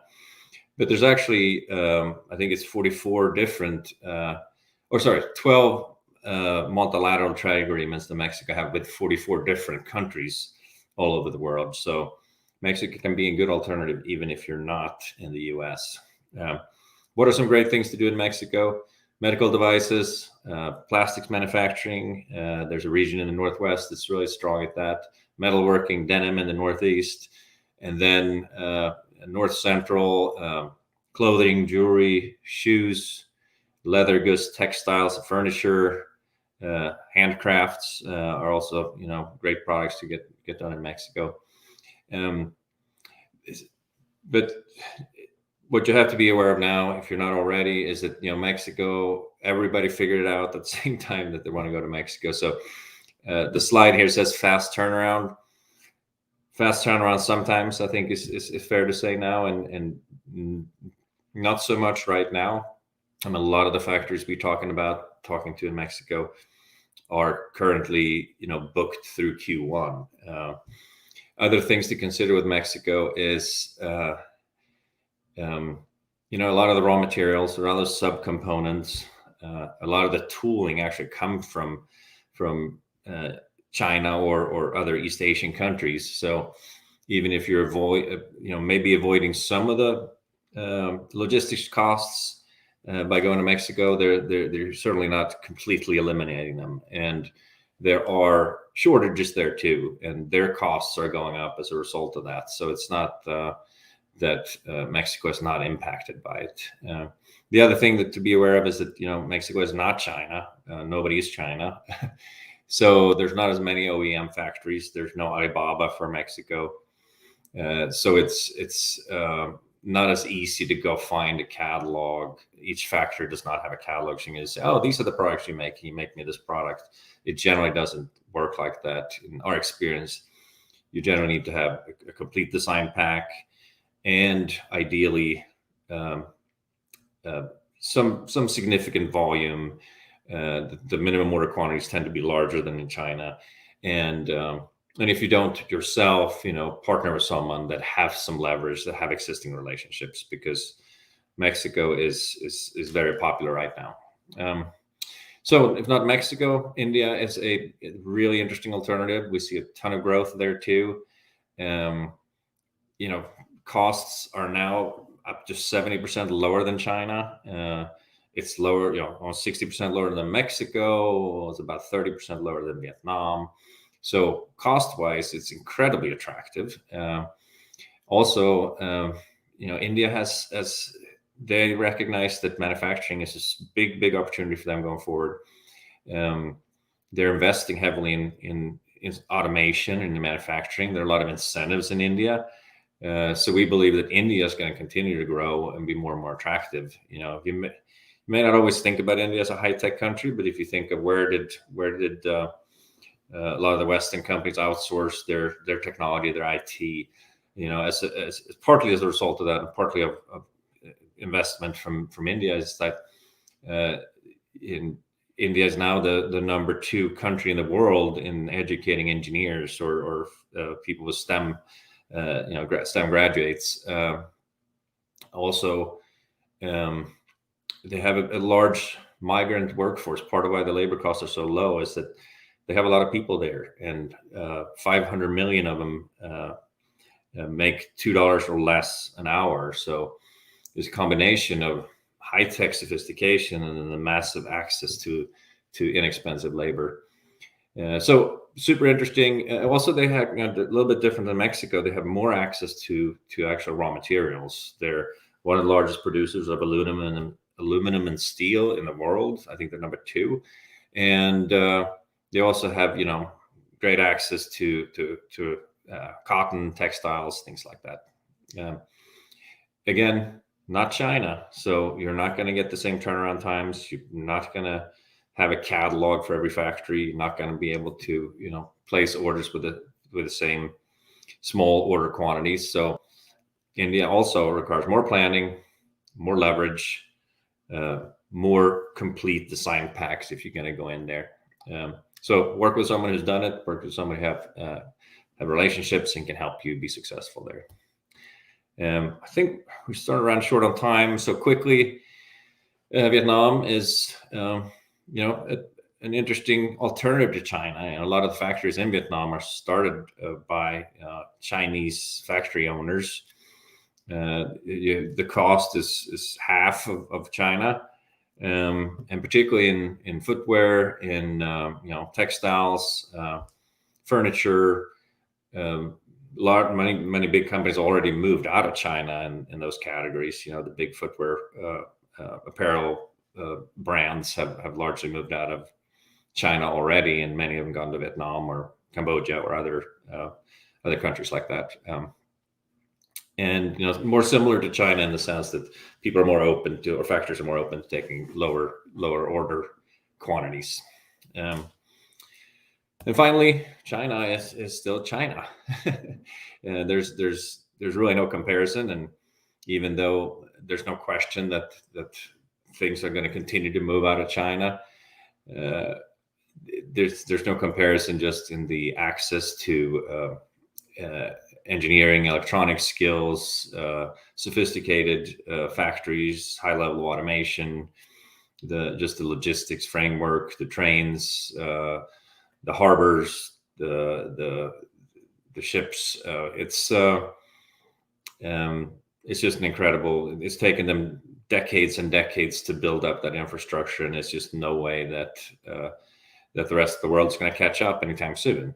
But things are going to start moving out more and more. But we see China continue to be a huge opportunity for companies to still work with China. I'd say that half of our projects at least are still going to China, just because there's so many things that they're so good at there. So finally, before we open Q&A, a path. We work with small companies, one-person companies that have one SKU, and we also work with larger companies that have hundreds of SKUs. And this is a model that we have used with some of our bigger customers that are in China and they want to move out of China, but they have continuous orders going all the time. Places purchase orders every week. So this is a strategy that you can apply, particularly if you're a big company. That if you start in a place where you're completely China dependent, one way to start is to start doing assembly in a different country. You continue to make the components that you're using in your products still in China, and just move the assembly. That's a relatively low risk first step. Then you start moving some of the tooling over, part of the manufacturing, and then during a period of time you're probably making products in both places, and now you have achieved true diversification, and then you can decide over time if you eventually want to just cut off the China ties and move that set of SKUs or that product category to the new country. But in general, we recommend this kind of a gradual approach to get to the point where you can move out of a country, but it's incredibly risky if you're trying to do sort of the big bang, move everything at the same time approach. Whew, that was a lot of talking, and I think I made it on time. Megla, is that right? I think. Yes, you did. That was such a lot of information. I mean, you squeezed in so much in such a short time. I'm exhausted now. Yes, that was really good. So guys watching, if you have any questions, type them in the comments below, and we'll be taking questions. Henrik will be answering any questions that you might have. And I also want to remind you that if you want all of the slides for the presentations that we've been doing, make sure to register at globalsources.com/summit. We will be sharing all of the slides with you. So Henrik, really good presentation and really good overview of the entire process from start to finish. Now, let me ask you, if somebody's... Stop sharing? I've stopped sharing your screen so we can see you now. Yeah. But you can... there you are, yeah. So, yeah, I mean, people are... for somebody who's just starting out, what sort of advice do you have in terms of, what's the best way to start out? And what kind of investment do they need? And what are the areas that they should really focus on? Because this is something that I hear a lot of times, that, people who want to start with a new product, they have a really good idea, but then they're like, okay, they're doing so many things at the same time and they're sort of getting lost. So what should they really focus on? What's the best and most efficient way to get started? Yeah, it's a great question. If someone's like at the outset of starting a new company, that is the first product they're going to create, I always recommend that they spend time really thinking about a specific customer. Like I mentioned earlier, that if you focus on yoga or something like that, because it's rare that you create a one product company. Most companies are really, or most product categories or brands are focused on a specific customer type. And I always find it helpful if you don't already have a product in mind, that you start with a customer persona, if you will, that you're passionate about, that you like. So like if you're a hunter, and then you want to create hunting products, or an outdoor person, you want to create outdoor products, or you're a homemaker and you want to create kitchen accessories. Because I find it's always good to have a few different products in mind before you kick off your business, so you don't just create one product and it's like, oh, now what do I do? Where do I go from here? So I think that's advice I always give. If you're starting from scratch, if you already have a product, it puts you more in like an idea, right? Oh, I'm going to create a pair of glasses with a flashlight on it, or whatever it is. Then I'd recommend you go to to someone like Gemba or a product agency to get a sense of, is this even feasible? What would it cost to create this kind of product? Because I think it's always a balance in figuring out, yeah, I think that this product is awesome, but is it really, can I create it? Can I make it for the kind of price that I think I can sell it for? And I see a lot of people spending months or sometimes years tinkering with prototypes and trying to create something. And I think the faster you can get to the point of understanding, is there actually a market for this product? Are there people that are searching for this on Amazon today or other platforms? And try to figure out if it's worth the juice, worth the squeeze, right? Because it's a big endeavor, and I've seen many people work on it for a long time and sometimes fail in the end. I think it's find experts, find people that can help you in the process to figure out this is a good idea, it's a good product to go after, and then figure out what's the cost, what's it going to take to get it to market. Right. And a lot of Amazon e-commerce sellers, entrepreneurs who are just starting out, they also want to test a product. So maybe they say, okay, we have this brilliant idea. We think there's a market for it, but we're going to do maybe a very small order of, 200, 500 pieces to test it out first. Do you see a lot of your own, people coming to you also want to do that? And how feasible is that, to do a small order and put in all of that effort into developing a product and then producing 200 pieces and then finding out that, this really didn't work? What would you advise to people who want to test products before they sort of go to launch them? Yeah, I mean, I think if you never sold before, I actually think it's a good idea to start with, unless you have this brilliant idea. There's nothing wrong with starting with a white label product. It's just hard to build a long-term successful business on it. So I think baby steps, like in any product, like in any business endeavor, I think it's wise if you can find a factory that is willing to make the product that you have in mind for at low quantities. I think it's a great way to start. And then the first 200 you sell it to friends and family, and sell some on Amazon, and then you get some validation. You can probably learn a lot about what are other features that people might want in that product, and then for the next iteration you create something maybe a little more unique.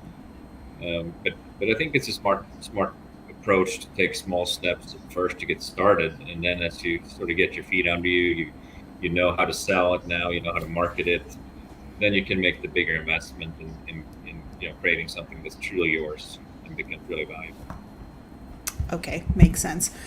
So guys watching, if you have any questions, again, type them in the comment section, and we'll have Henrik answer those questions for you. So Henrik, you've worked with so many different types of buyers, importers, small companies, large companies.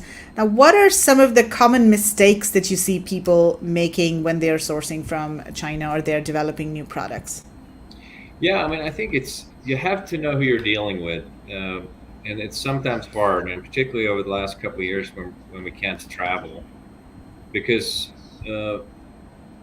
it's hard to know if are you talking to a trading company, or are you talking to a sourcing agent, or are you talking to actual factory? And sometimes that's hard to ascertain. Maybe a lot of folks out there, they're representing themselves as, these are my products, but it may or may not be their products. So I think that's step number one. Really know who you're dealing with, and try to do the due diligence of, is this actually the factory? Is this person phone number in the same area code as the factory? Do they even live there? And if it's your first time, it's not a bad thing to work with a sourcing agent or someone that can help you do that. But I think over time, as you grow your business, you want to deal directly with the actual factory and build relationship with that factory to ensure that you have transparency. You can see what are they actually charging you, what is the cost of the product. Because I see many folks, even relatively successful folks, that they may not have a direct factory relationship, and as a result, they don't even know what the actual cost is to manufacture that product. And there may be some middleman sitting there, marking it up 50%, and you don't even know it. Right. I'd say that's number one thing, to know who you're dealing with. Exactly. So when people work with Gemba, do they get to meet with the factories directly, or do they just work with you and then you work directly with the factory? No, so we're completely transparent. So part of why we raised venture capital is that we built this platform. So when you work, we're connecting folks with the best resources on the design side. Well, if you're, making a vacuum cleaner, we'll connect you with someone from Dyson and put together a team. And then our customers have direct access. They work directly with those folks. We just create the platform to facilitate that communication. And same with the factories. When somebody comes to us, we typically go find the best 6 factories we can in our network. We filter down to the top 2. We let them bid for the project, and then we're completely transparent with the customers, so our customer can see exactly who the factory is, where they are, what their price is, and we just charge the monthly fee to our customers for managing all that for them. But we're not sitting in the middle, or we're not charging up anything, so they can see what the actual cost is at the factory level. Okay. And then are people working directly with the factories, or are you helping with the sourcing process as well, like quality control and negotiations? Are you involved in those processes too? Yeah, absolutely. So basically, Okay. when you sign up, you get this virtual team attached to you, so that you will have, if your factory is in Vietnam, you'll have a team that's going to be there, that their feet on the street, they know the language, they can help you negotiate with the factory, they'll help translate. And then when it's time for production, they will actually send in QC experts to, as your product comes off the production line, to do the QC, to do the testing, to make sure that the product's done right. Because that's the worst thing that can happen to to product entrepreneur. You get a container full of products and they don't work the way you had intended them, and that can be a fatal failure for a small business. So having that Absolutely. team, having that local team, having and not just a person, but it's actually a team. So there's people that know compliance, that know product safety testing, that know QC, that know logistics. So we pulled that team together to help the entrepreneur have the experts in all those areas. All right. So we've got a question from Peter. It's not directly related to sourcing. Apart from Amazon, what are some other channels to sell our products? So Peter, first of all, we're going to have a really good panel discussion tomorrow at the same time. We've got Kevin King, Tim Jordan, and Noam Farrar, who are e-commerce experts. They're going to come in and talk about all the major e-commerce trends that you need to be focusing on, and this will also be a question for them tomorrow. But Henrik, what are you seeing? I mean, are your clients increasingly selling on other channels such as Walmart or maybe Shopify, or what are the channels that you're seeing being popular nowadays?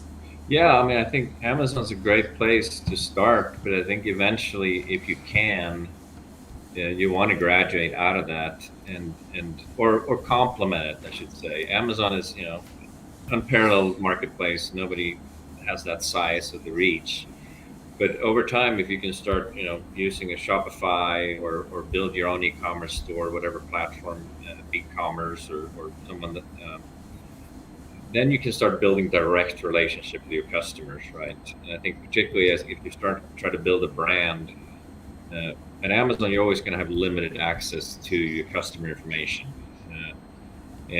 But if you start to sell on your own e-commerce site, you can build email lists, you can start doing Facebook marketing, Instagram marketing, and build direct relationship with your customers over time. And then you certainly have to do a little bit more of the work, but I think if you ultimately want to build a bigger brand, something that's really valuable, you want to start owning your customer over time. That's my opinion. But Kevin King and those guys, they're the experts, so I would definitely tune in and listen to them tomorrow. Yes, definitely. Okay, so Henrik, that was a great presentation, and I just want you to stick around with us for the next 5 minutes as we ask some questions to our audience and give away some prizes. So everybody, are you guys ready for some questions?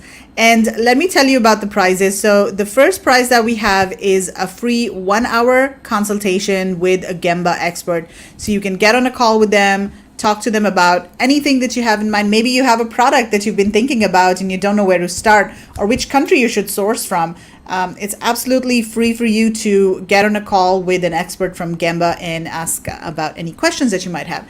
And then we've got 3 other free consultations from Steven Selikoff of Product Development Academy. He was at the previous panel discussion. You must have heard him speak there if you were at the discussion. And so 3 people are going to be getting 30-minute free consultations with Steven.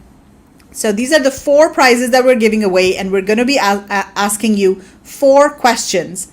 And the first person to respond correctly will win the prize. So you've got to be fast. And we're going to be able to see all of the answers over here, all of the comments here, wherever you're watching from, whether it's Facebook, LinkedIn, YouTube, wherever you're watching from, we'll be able to see all of your answers here. And you've got to be quick, and you can Google. So if you want to make sure that you have, Google opened up in a separate window, you can do that as well, but you've got to be fast. So here is your question for the first prize, and the first prize is a 1-hour free consultation with Gemba. Are you guys ready? So your question is, complete Gemba's tagline. What is Gemba's tagline? Have it dash. Type your answers in the comments and let's see who gets it right. And if you joined us earlier, we had played a short video where we actually showed this. So if you were paying attention, you should have got this right. So let's see who gets it. And Peter, Henrik, there's a slight delay. So we'll probably have to wait for a couple of maybe 10 seconds or so before people can, hear us and respond. So they should be okay. And we have a winner. We got Richard Plord made. Oh. Yes, exactly. He's an Richard. impressive guitarist, looks like. Yeah, looks like it.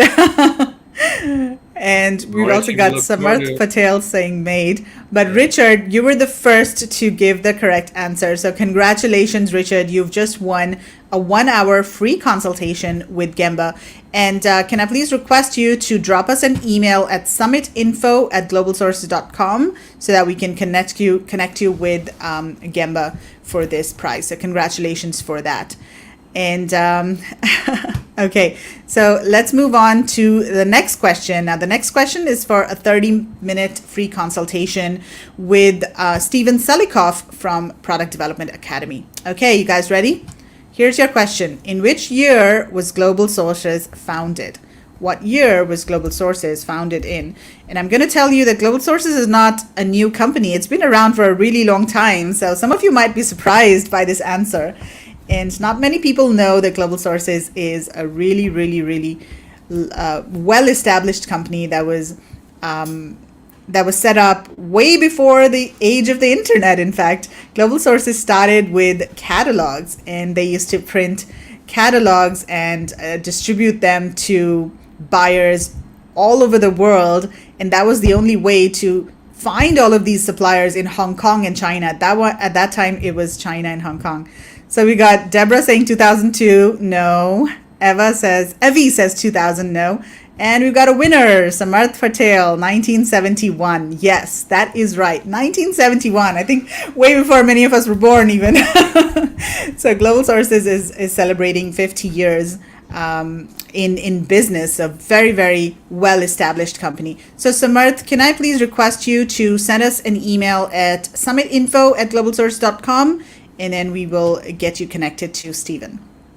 Okay, this is fun. So let's move on to the next question. Are you guys ready for your next question? So your next question is, in which city does Global Sources host their sourcing exhibitions? So now many people know that Global Sources is basically an O2O company. O2O, O stands for online and offline. So online to offline, you can source both ways via Global Sources. And they have actually got exhibitions that they host in Hong Kong. And they've been hosting these exhibitions for a really long time. I think maybe 15. And I gave away the answer, didn't I? Deborah Frau. Congratulations, Deborah. You were the first to give the correct answer. Yes, Hong Kong. that is where they host their exhibitions. And I see a lot of other people getting the right answer too. But Deborah, congratulations. You have won a free 30-minute consultation with Steven Salikoff. And can I please request you to send us an email at summitinfo@globalsource.com, and we'll get you connected. All right, fantastic. So last one. So we've got another question for you, last winner. So are you guys ready? Here is your question. When was the first Global Sources Summit held in Hong Kong? Now you've got to tell me the year and the month. I need the month and the year, both of them. When was the first Global Sources Summit held in Hong Kong? And again, if you were with us at the beginning of the summit, I did give an introduction to the Global Sources Summit, and I did mention the month and year. Of course, you can't go back to watch the beginning now, but let's see. And if nobody gets it right, because I think you'll be able to get the year, but maybe not the month. Let's see. But we'll give it to the person who gets it closest. So Deborah says, been to Hong Kong. Okay, cool. All right, let's give people a couple of seconds here. So when was the very first Global Sources Summit held in Hong Kong? And Global Sources Summit was actually one of the earliest Amazon and e-commerce conferences to be held. So it's not recent. It's been held for quite a few years. That's a hint. But it's an in-person conference, and we have been doing this virtually because, of course, we can't travel to Hong Kong, but it's actually an in-person event. And the conference is actually held in conjunction with the trade shows. So you've got the trade shows happening on the venue, on the ground floor, and then at the same time you've got the summit happening on the first floor. So you can basically source products, and at the same time you can also learn all about sourcing. Come on, you can Google, try Googling. Let's see. Oh no, 45 years ago, no. We're talking about Global Sources Summit 1976. No, you're not. It's not that long ago. This is a conference for e-commerce, so it's definitely held it started in the last 5 years or so. Let me give you a hint. Looks like no one's getting this, Henrik. I think this was a difficult one. Yeah.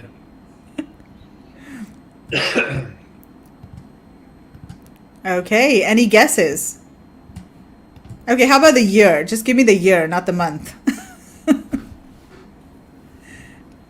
If we don't have any correct answers for this one, then we have another question that we can throw at people.